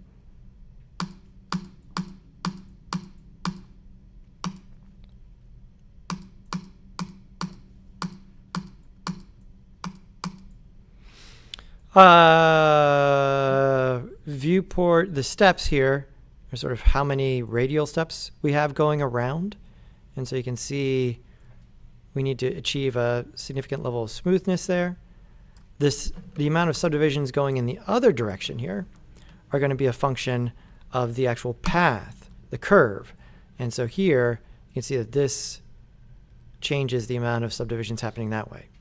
And so this is, we want to achieve smoothness, like our goal is like using the subdivision surface modifier. However, the parameters for each direction are in two different areas, because the amount of subdivisions along that curve are in the curve settings, and then the number of subdivisions for the spin are in the thing that's doing the spin, which is here.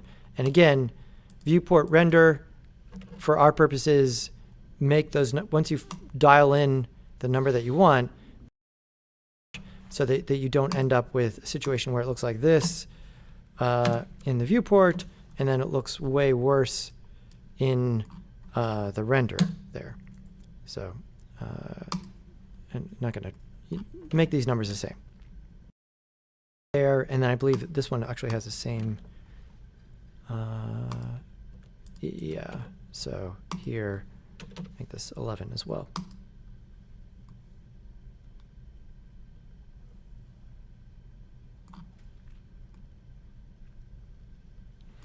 Okay, do I need to unwrap this and send this to Substance Painter? In this case, we are not. Could you? Yes, sure. However, why does it not make... It doesn't... We don't need to in this instance because it's going to be glass, okay? And so most of the appearance for the glass is going to be dependent on the render environment. Remember, that's the stuff that doesn't happen in Substance Painter there, right?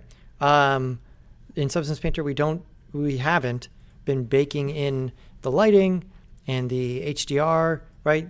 Most of the appearance for this is going to be what's behind it, where are the lights, all of those kind of things. That's all dependent on the final render environment. And yeah, and so here we can, we'll look at some different options, right? So you could take it over there. Doing that requires a bunch of other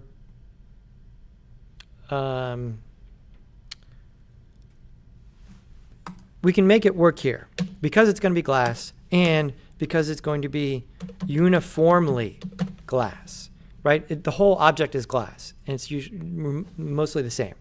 What if this is a thing where some of the object was solid and some of the object was glass? That would be another use case for taking it over to Substance Painter because we could control that over there. But in this case, in interest of time, keeping this a little bit more straight ahead, we can be, let's look at how we would do it in Blender. Good. Okay, so the process here, like a lot of the things that we've already done, we're using the curve tool, but we're spinning it rather than tracing along it, right? And so just to know the vocabulary here, when you trace along the curve, in Blender, that's that bevel setting. In other software, that's called sweeping, right? Where you sweep the thing along the length, right? And that gives you those tubes or worms or pipes or any sort of something along the path. When you spin the curve in Blender, we're using the screw modifier for that. In a lot of other software, that's referred to as a lathe. And yeah, these are functionally the same thing, just know your vocabulary translations here in terms of that. But both, solid techniques for creating objects. Okay, let's go back here. And I'm going to slash out of this back to here so we can see this. We've got this, and I checked in with the scale in terms of looking for the correct height so that the object, everything else is model to scale. I kind of got the shape I want and then went and made some changes to the scale. And then, of course, made sure I applied those changes to the scale so that it was set. Okay, let's look at making this glass. Let's come over here, look through the camera. I'm not looking through the camera here. In this case, I want to look at the glass that's happening. And so I don't need the compositing right now. I want to be able to see what I'm doing. I am in Cycles, okay? So yeah, let's get the glass looking. This is part of the reason we started talking about Cycles. This is where, if you need to make really good looking glass, in Cycles, this will be fairly straightforward. In Eevee, we're definitely entering into a world, like this is where ray traced rendering, the fast kind of rendering in Eevee, breaks down. The path traced rendering allows you to be a little bit more direct there. Okay, so let me just make this from scratch. I'm going to delete this material.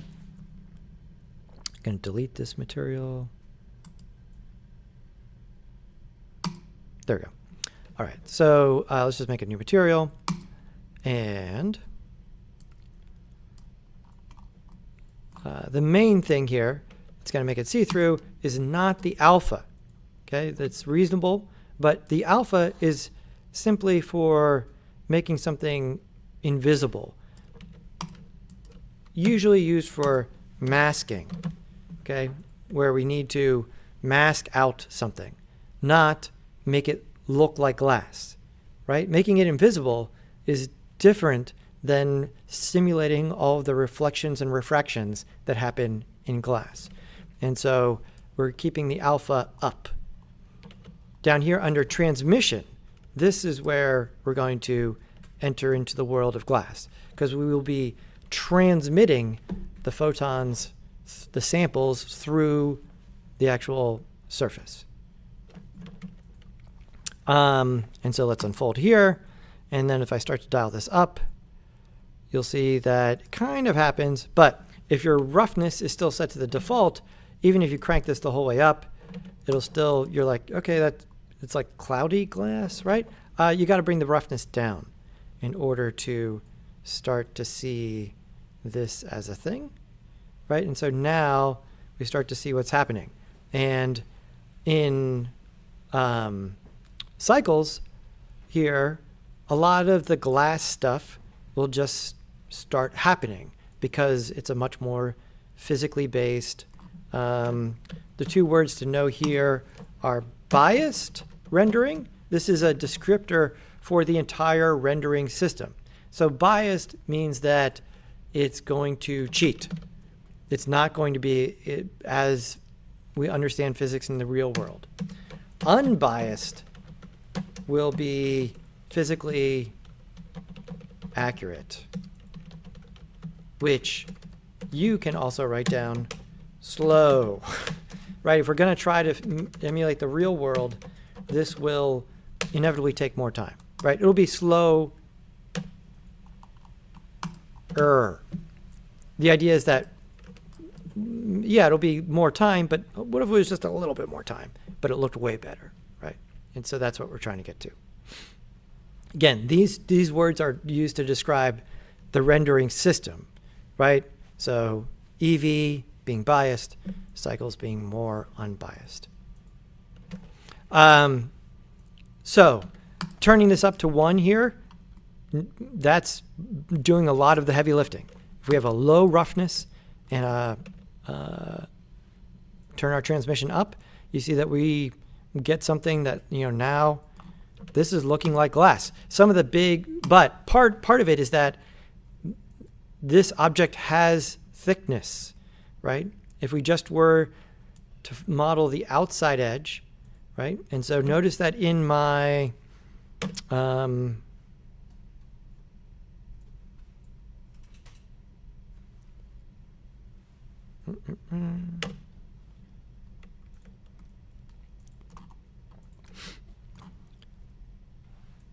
if I come back here and turn this off for a second, there we go. Look over here, go back here. In the actual wine glass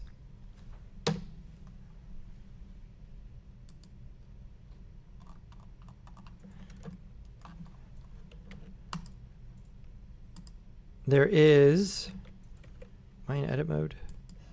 Yeah. Notice I put this stretching from here back to the middle. That's there, right? Because there is thickness here, and that's a big part of making the foot, is that called the foot? I think the foot of the wine glass look good. And again, this one comes back to there. Turn this back on, get out of here.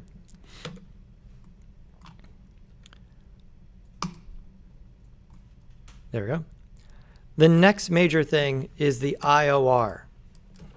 IOR is going to be the index of refraction. And this is the degree to which light changes direction when it is being transmitted. Right, transmission. So the IOR, you may have noticed, has been there the whole time.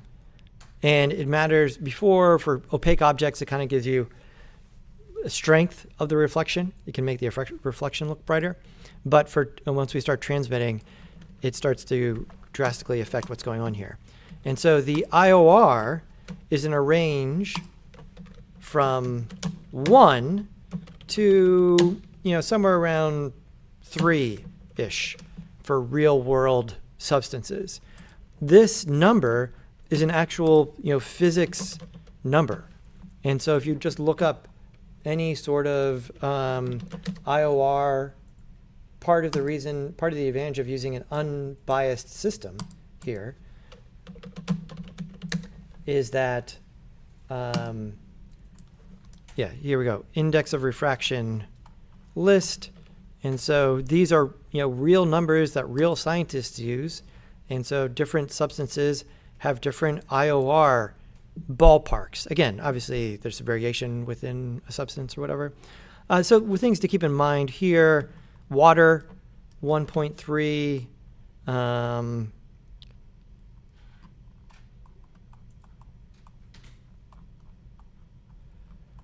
there's many different types of glass, but if we look at the basic,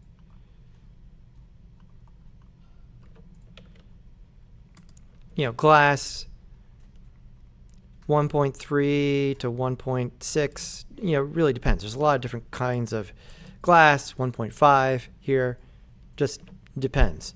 Glass can have a lot of things in it. So when I go to 1, watch what happens. Strange, huh? Right? This is it's transmitting the light through, but the light is completely unchanged. This is one of those things where the computer graphics are too perfect, right? As far as I understand, it's like virtually impossible to create such a real world substance. But as soon as I go slightly above 1.1 here in the IOR, then we start to look like glass, because then we're actually changing how much it bends.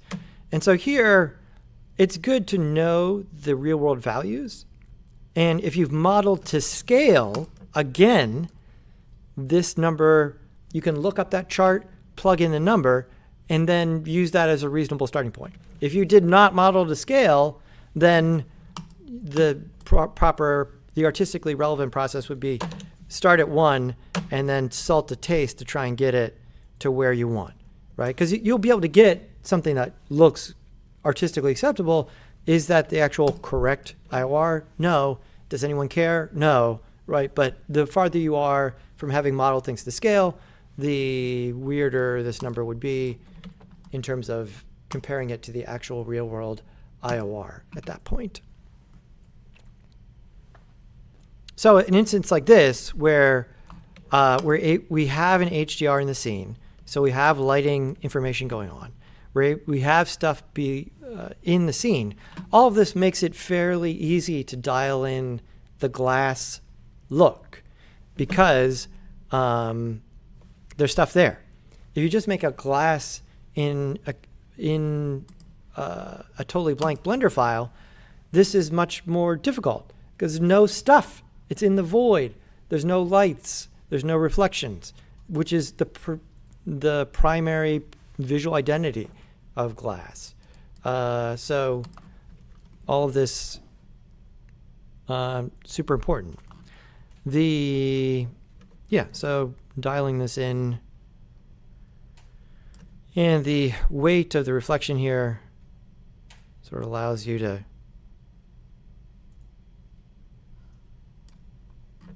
consider what's happening.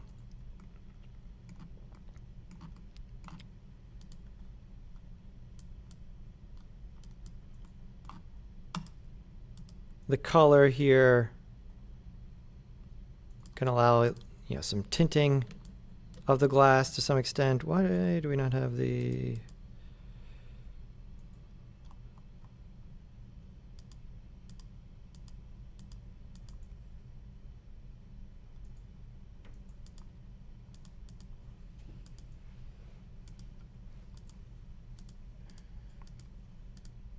We'll just go with that for now.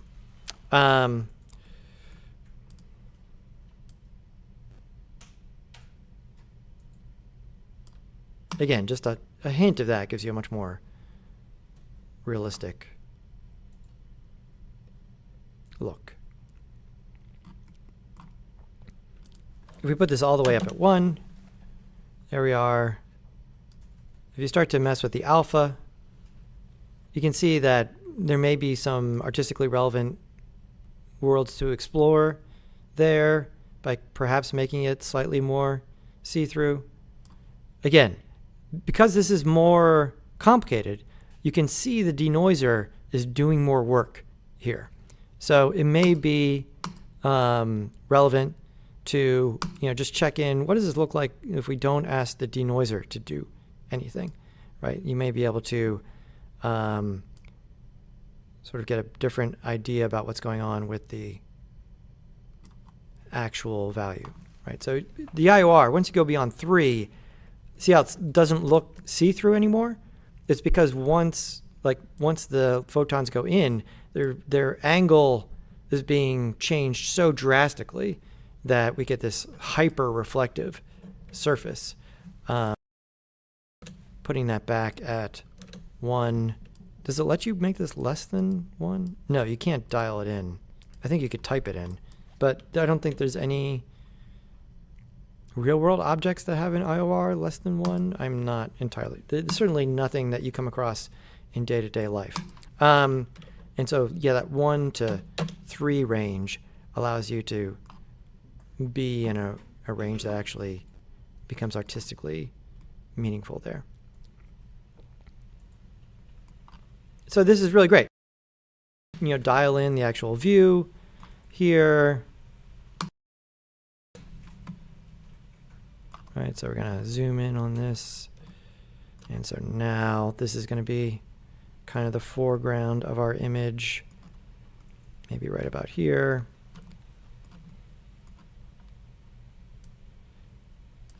I might zoom in with the camera. So camera, get out of edit mode, camera,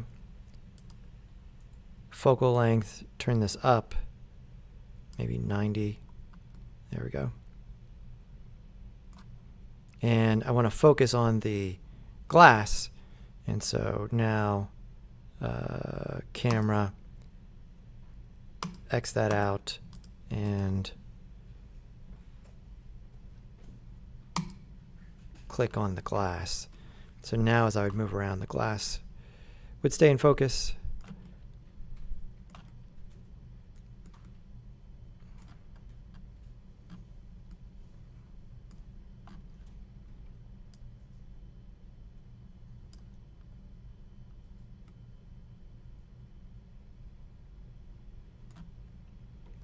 So that, I kind of like the composition of this. Maybe move it over a little bit.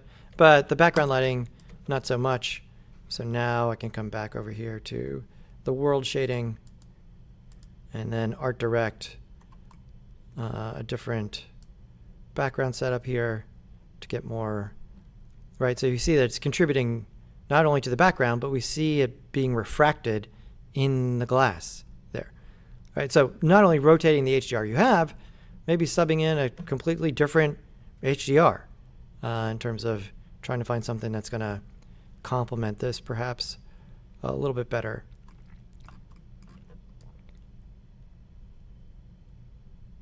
Here I'm dialing in the strength of the background.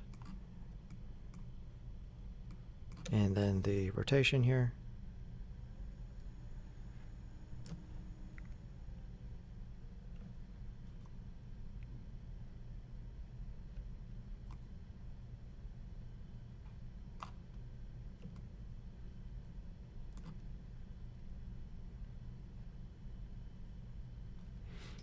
And then, adjusting the f-stop, like that's good. I don't want the background quite as blurry. F-stop needs to go up, right? And so this will bring the background more into focus, and you can get more, right? So the depth of field here, from a student strategy perspective, using it so that you can get this nice nuanced lighting, I think is super useful. Modeling all this stuff and then blurring it like crazy so you can't see any of the detail you actually modeled into anything, maybe not the greatest idea. And so here I can sort of chill this out a little bit and still get something I think is useful there. Doing this like framing it within this. That doesn't strike me as super artistically meaningful. I don't know. I don't love this HDR. That gives us a little bit more action there.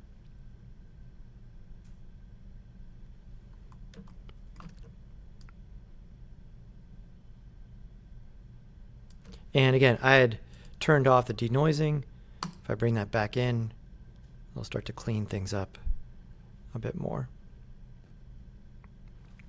Okay. Does the glass process here make sense? Yeah, a couple things. By the way, gold is 0.47 IOR. It's Really? the only thing with low. I just looked it up. It's the only thing with lower. Yeah, Lower that's than weird. Gold. When I'm looking at this is, I guess I don't look at a lot of gold stuff on a day-to-day basis, so like that one has eluded me. expensive computation. What I see though is kind of disturbing that I see the profile of the outside of the glass, Uh-huh. but then I see this wall where the IOR stuff is happening. It's not realistic to me. I see the wall with nothing. I don't feel the reflection on the outside of the glass. I see the IOR photons like pushing out. Does that make sense? If you can, looking closely at the image, I don't see the outside reflection.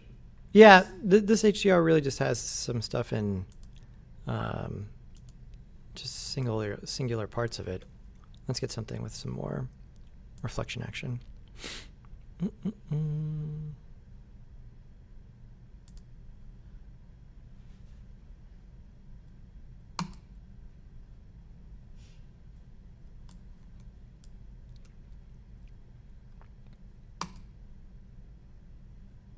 Okay. And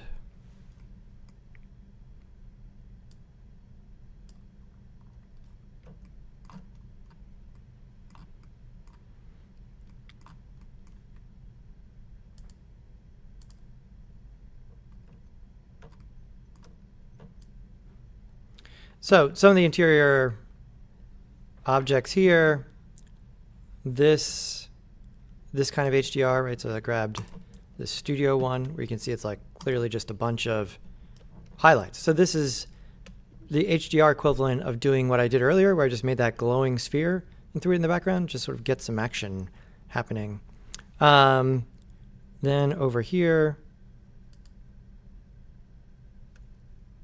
let's put it back down, maybe 3-ish, a little bit more action there. Our other parameter to adjust on the glass, if we want more of the environment reflections, our metallic slider can help with that.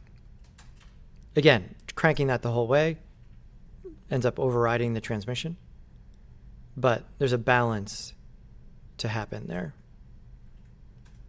I mean, like, if this glass was outside, you would want to see vague sky, clouds, and I don't can't do that because I don't see that.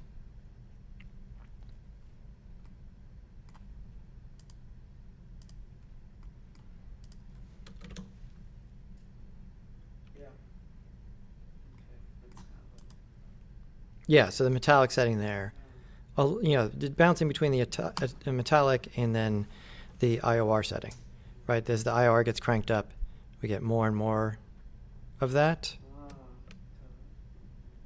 versus this.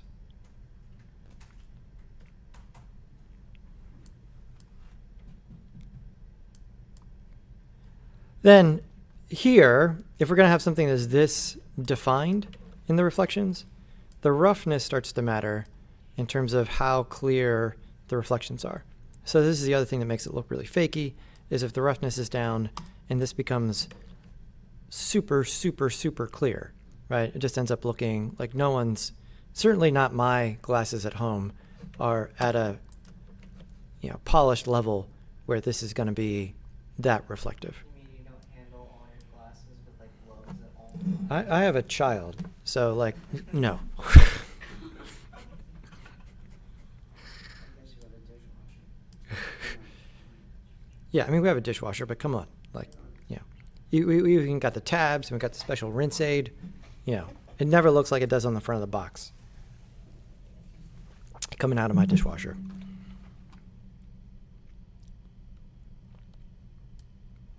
Okay, and the other big takeaway here is that, yeah, tuning the glass, I think, is like a fairly, you know, what are the main levers to pull?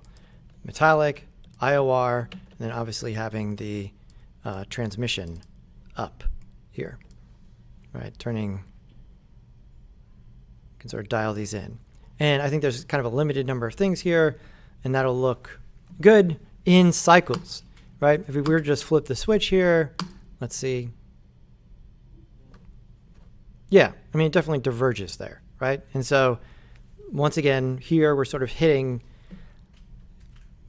what Blender has graciously done for us, allowing us to flip the switch to go in between the two, but there are limitations, right? And so when we start to get into this here, and so this would be tasting a little bit of what would happen if you install a totally custom render environment, is that you can't just flip the switch, you gotta dial in all the new things, set up new materials. Those materials have their own parameters, right? Some of them not even the same parameters, right, to adjust in order to make that happen. So I think making our renders here, it's why I try to coincide the glass work with the cycles work, is that glass is more straightforward in cycles, right? It's mostly the transmission, the metallic, and the IOR there. Once we start, if you want to make, you can make some pretty good looking glass in EV, but you're mixing two different shaders, doing a whole bunch of other things. All of those things fall into the category of render tricks, right? So we live in amazing times. The fact that we're able to do the cycles render here on a personal computer, this was not the case at the beginning of my teaching career, right? That this is even available to us. Rendering used to be all tricks. Like the computers weren't fast enough to do anything like they do, like it happens in the real world.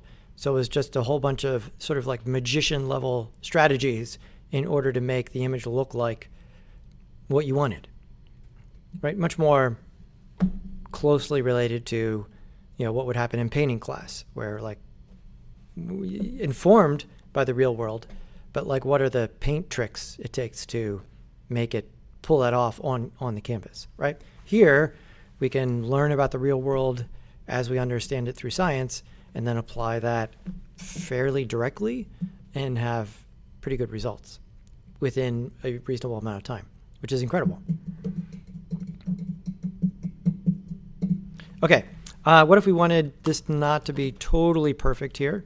But one of the main things here is that we could make it dirtier, right? That's where Substance Painter excels at these kind of things. But then also, real world glass is wobbly. As far as I understand the physics, it's actually a liquid. It's just moving very, very, very slowly. And so there are waves and distortions in the object itself. And so we can use a bump map to make that happen in Blender. And so I'm going to make sure I have an add-on installed, of course. And the add-on you want here is noise nodes. It's actually an extension. It's in the extensions. This gives you more noise that you can use in Blender. And so when you shift A here and you type in noise, there'll be a bunch of stuff. If there's not a bunch of stuff, you haven't installed noise nodes. And so we can run these into a bump that goes into the normal to sort of give us some waves here. So I'm going to go with the dent noise here. And in terms of dialing this in, because we don't get an image here in the Blender shader view that really helps us see what's happening here, I think a useful thing is turn off the transmission for a second, and run this into the color, And that can allow us to really visually see what's happening, right? This is the hack version of doing it, isolating the channels in Substance Painter, right? So you can see what is this texture actually doing here. So what am I doing here? I'm dialing in the scale, which is by far the most important part of any noise, to try and get the scale to where I want. The other thing I should probably do is actually map this onto the surface. Even though we haven't UV unwrapped this, we can still use the generated texture coordinates, which are just based on the size, to sort of get equal distribution. So I'll grab this and I'll Control T. That gives us this image, get rid of that image, and then run this in here. Or you could just create the mapping and the texture coordinates, doesn't matter. And then instead of using UVs, because we haven't UV unwrapped this, I'm just going to use the generated texture coordinates, which will spread it out evenly across the surface, right? And so now I can dial in this number in terms of scale to try and get, I want just sort of big wobbles here, just sort of changes in value across the surface. Maybe I'll make it smaller for now so that we can clearly see it. So there we go. I've been able to clearly see the value, and now disconnect that. Okay. So now we want to use that for the normal. I'm going to turn the transmission back up here. And so we'll get the Shift A bump, which is going to convert this scalar information into a normal map. And so this will go into here. This will go into here. And then the strength of it, watch the reflections in particular here. We start to turn this up past. There we go. What? Right? See, we really, yeah. So, I mean, I've done a little bit of stuff here, which has been incredibly informative, mostly motivated by the, you guys watch the Netflix show, Blown Away? In terms of reality shows, like, yeah, it's a, like, I would, you know, Project Runway, like my definitely my top #1 artistic reality show. Blown Away, like a close #2 in terms of like, it's definitely better cinematography. Like, it's glass blowing. It's on Netflix. It was like a glass blowing competition. Yeah, glass blowing competition. Yeah, and glass blowing is incredibly cinematic. You know, you got sweaty artists and glowing glass, and this is, I think this is next to the Corning plant. Yeah, so like the part of the structure of the show is like, you know, there's a lot of talking while we're making stuff, but then before the final presentation, it's definitely, they definitely cut, and they're like, all right, everyone go hit the showers so that you can look presentable when we get to this part of the show. Because it's definitely, you know, like, yeah, I mean, it's incredibly physical. Anyway, and then Jen got me a gift certificate to go to the Phoenix Glass Center, and I did like a class over there, made like a ornament and stuff to get a little bit of. What's that? Anybody we know local? You know the people, Monkey Bud Scene, I know those people. No, the people at the Phoenix Glass Center I didn't know from any other context. Then at one point, there's a bunch of, there used to be a glass blowing class, as far as I understand, at Paradise Valley, and then that got cut, and then that glass blowing equipment, as far as I know, is down at the Forge, and it's supposed to be part of the Forge expansion. But for those of you not aware, the Forge funding is in flux. Maybe spell all 3 of those words with PH instead of F. But, so there was a plan to have glass blowing down at the Forge, which would be great, but I don't know if that plan is still live or not. Anyways, it's a great show. But this, you wouldn't win the show blowing some glass that looks like this, right? Pretty wobbly. But you can see this here allows me to maybe turn that up so I can start to dial in how wobbly do I want this glass to be, and sort of these big wobbles to sort of distort some of the reflections there. And so now I could dial this back down to maybe here, but still have, some action. And you could do some rotation here with the space to sort of dial this in as you would over here. Just depends. And you could experiment with some other noises here. Shift A, noise. That was dent noise. Another one here that might be useful. Wavy noise is very clean. We'll look at Perlin noise.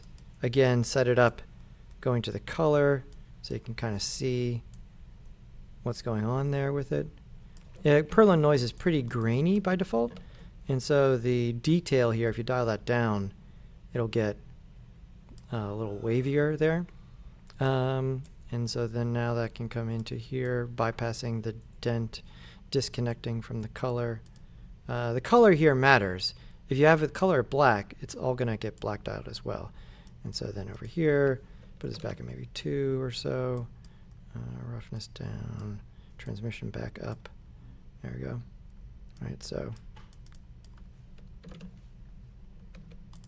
Right, now we're getting that kind of wobbliness in the reflections in particular, which helps, again, make it look less perfect.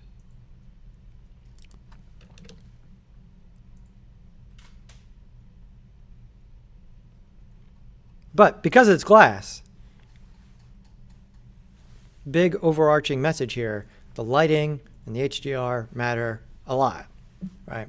Especially the HDR mostly in our case, right? Because it's not like we've modeled the walls and the other stuff in the room, which would be primarily what it's reflecting, right? Unless you had to put some other things next to it, we wouldn't see a lot of those things. But they would show up if you did. If I remove this candle, right now we're seeing the candle reflection in the side of it there.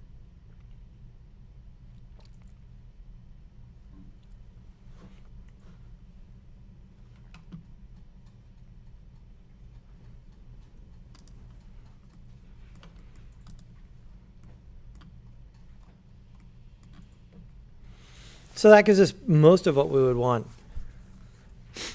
with our glass there.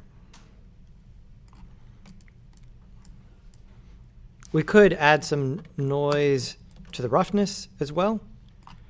Again, dialing in the noise so you can see it clearly is super useful. Right, so this noise I'm using over here, I'm just going to Control-C, Control-V it, so they have a separate noise that I can use for the roughness. Right, so here maybe more detail, maybe bigger scale. Just trying to get some variation.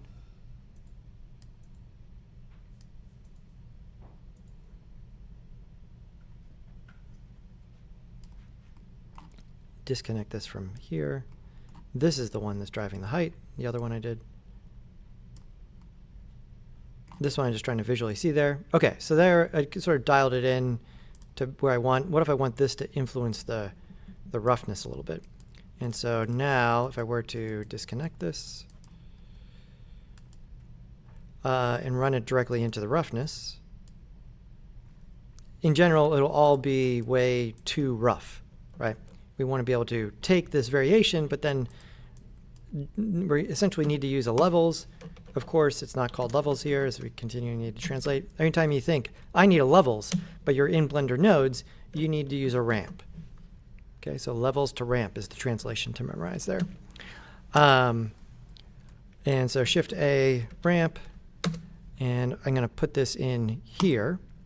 And now I can start to map this onto different outputs. So the outputs would be how dark each of these is. And so let's think about the general situation here. We're mostly over here, right? And so this is the darker end of the roughness. That means it's going to be smoother, right? This is the directionality remains the same. This is white. This is black. And so here we want to take this one. Let's dial this one down like so, and then run it into here. And then start to adjust here. We have to make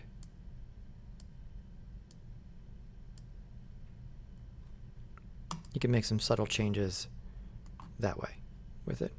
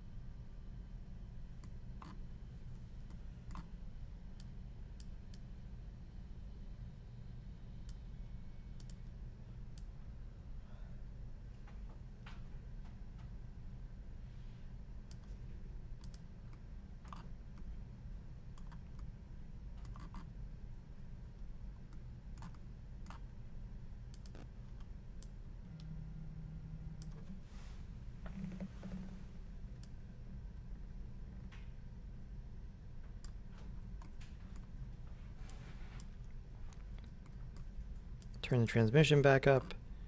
There we go. Turn this down a little bit.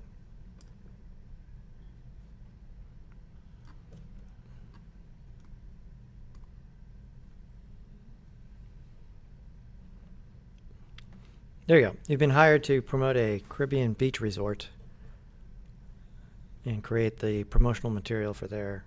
I mean, some ethical questions there, like why are we rendering this beach resort commercial material? Why don't we just take some pictures? But you get the idea. Metallic. You're adjusting it, but it isn't hooked up to anything. No, It doesn't have to be hooked up to some. no. Like this just means all of the pixels get the same metallic value. If we feed a texture into it, it means that we're varying that slider across the surface. Here we're just changing it to a single value.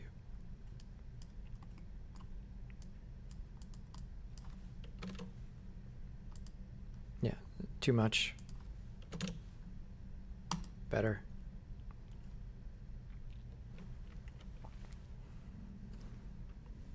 And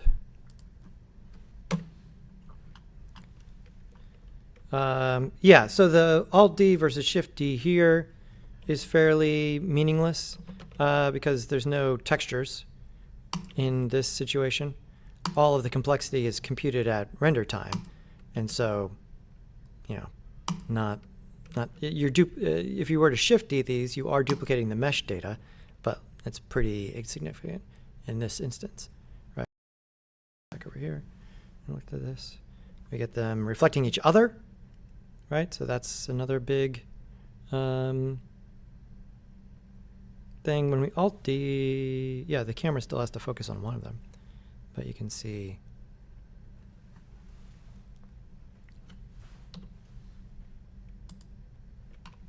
You did not apply. This is all done without applying or converting to a mesh. Yeah, there's no reason to convert to mesh here.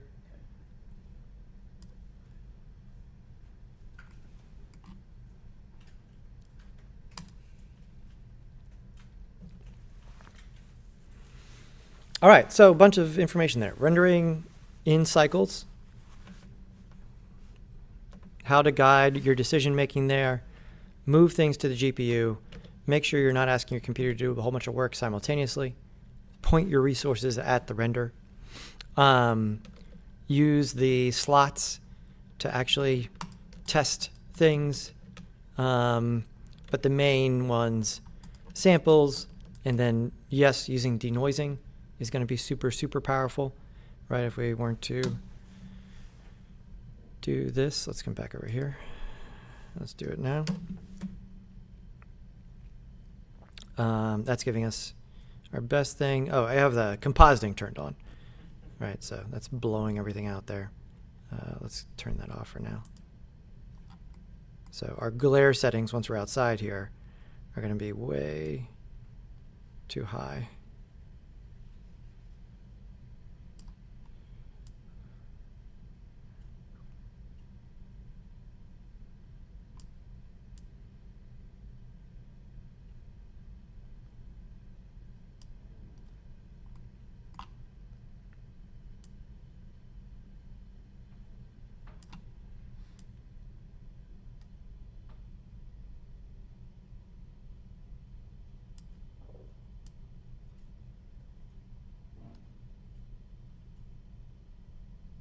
There we go.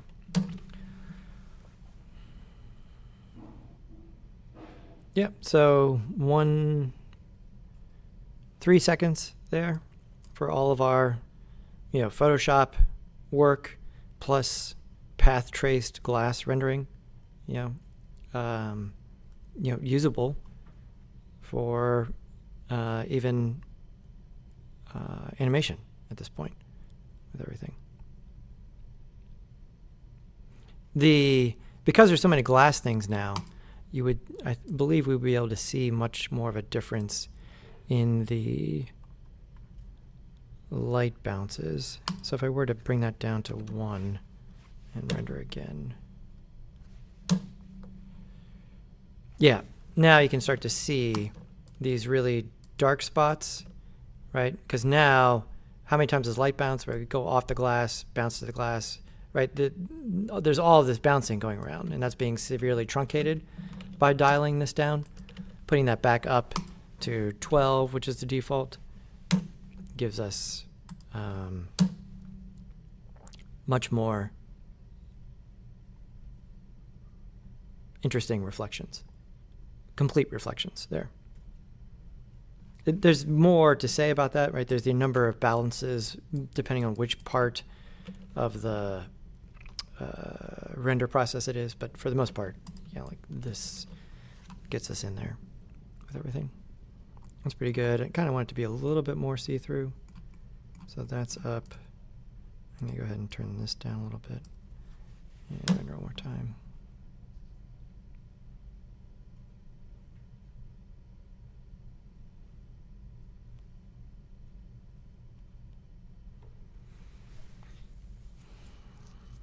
Yeah, and then using this, let's check in just to see what would happen.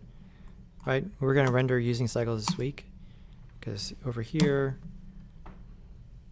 we'll have something that's okay, but not, now all of that bouncing reflections, see how those are not happening here, right? Because it's not, it's one of the things we're cutting off for EV there.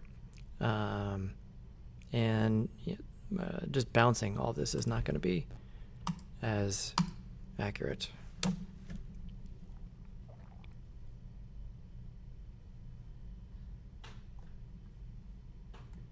depth of field on the forward glass, like where do you have the depth of field pointing? I think it's just on the first glass. Yeah. So the one, like, one of these over here, I think. Are we gonna add these to our table? Yeah. And will this mess up with our flames? No, the flame's still there. It won't be When you go to cycles, will there be a difference? in the flame. Yeah. Yeah, it'll look slightly different because it's a volume. But if we were to back this off, let's go camera to view here. Let's look at this over this way. I don't think I moved it because I was just sort of messing around when I did that before. Let's get it in the shot.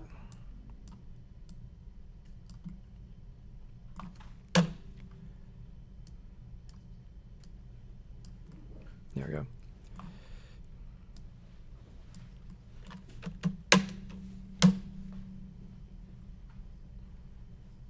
There we go.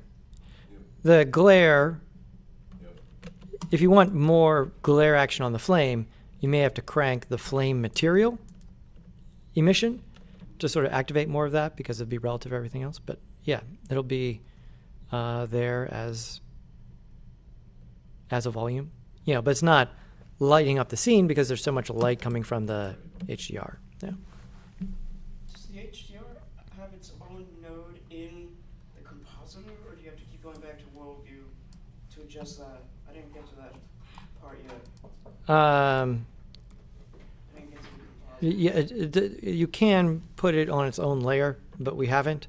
And so the strength here in this is what, you don't, you could access this in the compositor too. This is just a window. Remember, any window can become anything. Okay, yeah. So you just come back to the shader here and go to world. You could adjust that here.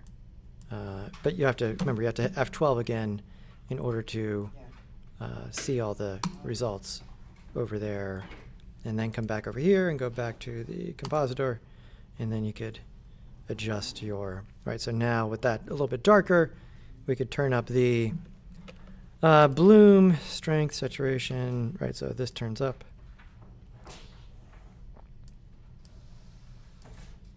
Get more of that glow action here and up here.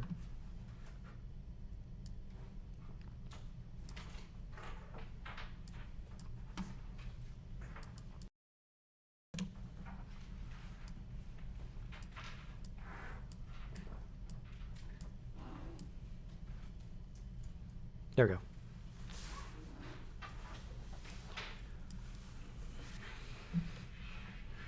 Cool. Okay.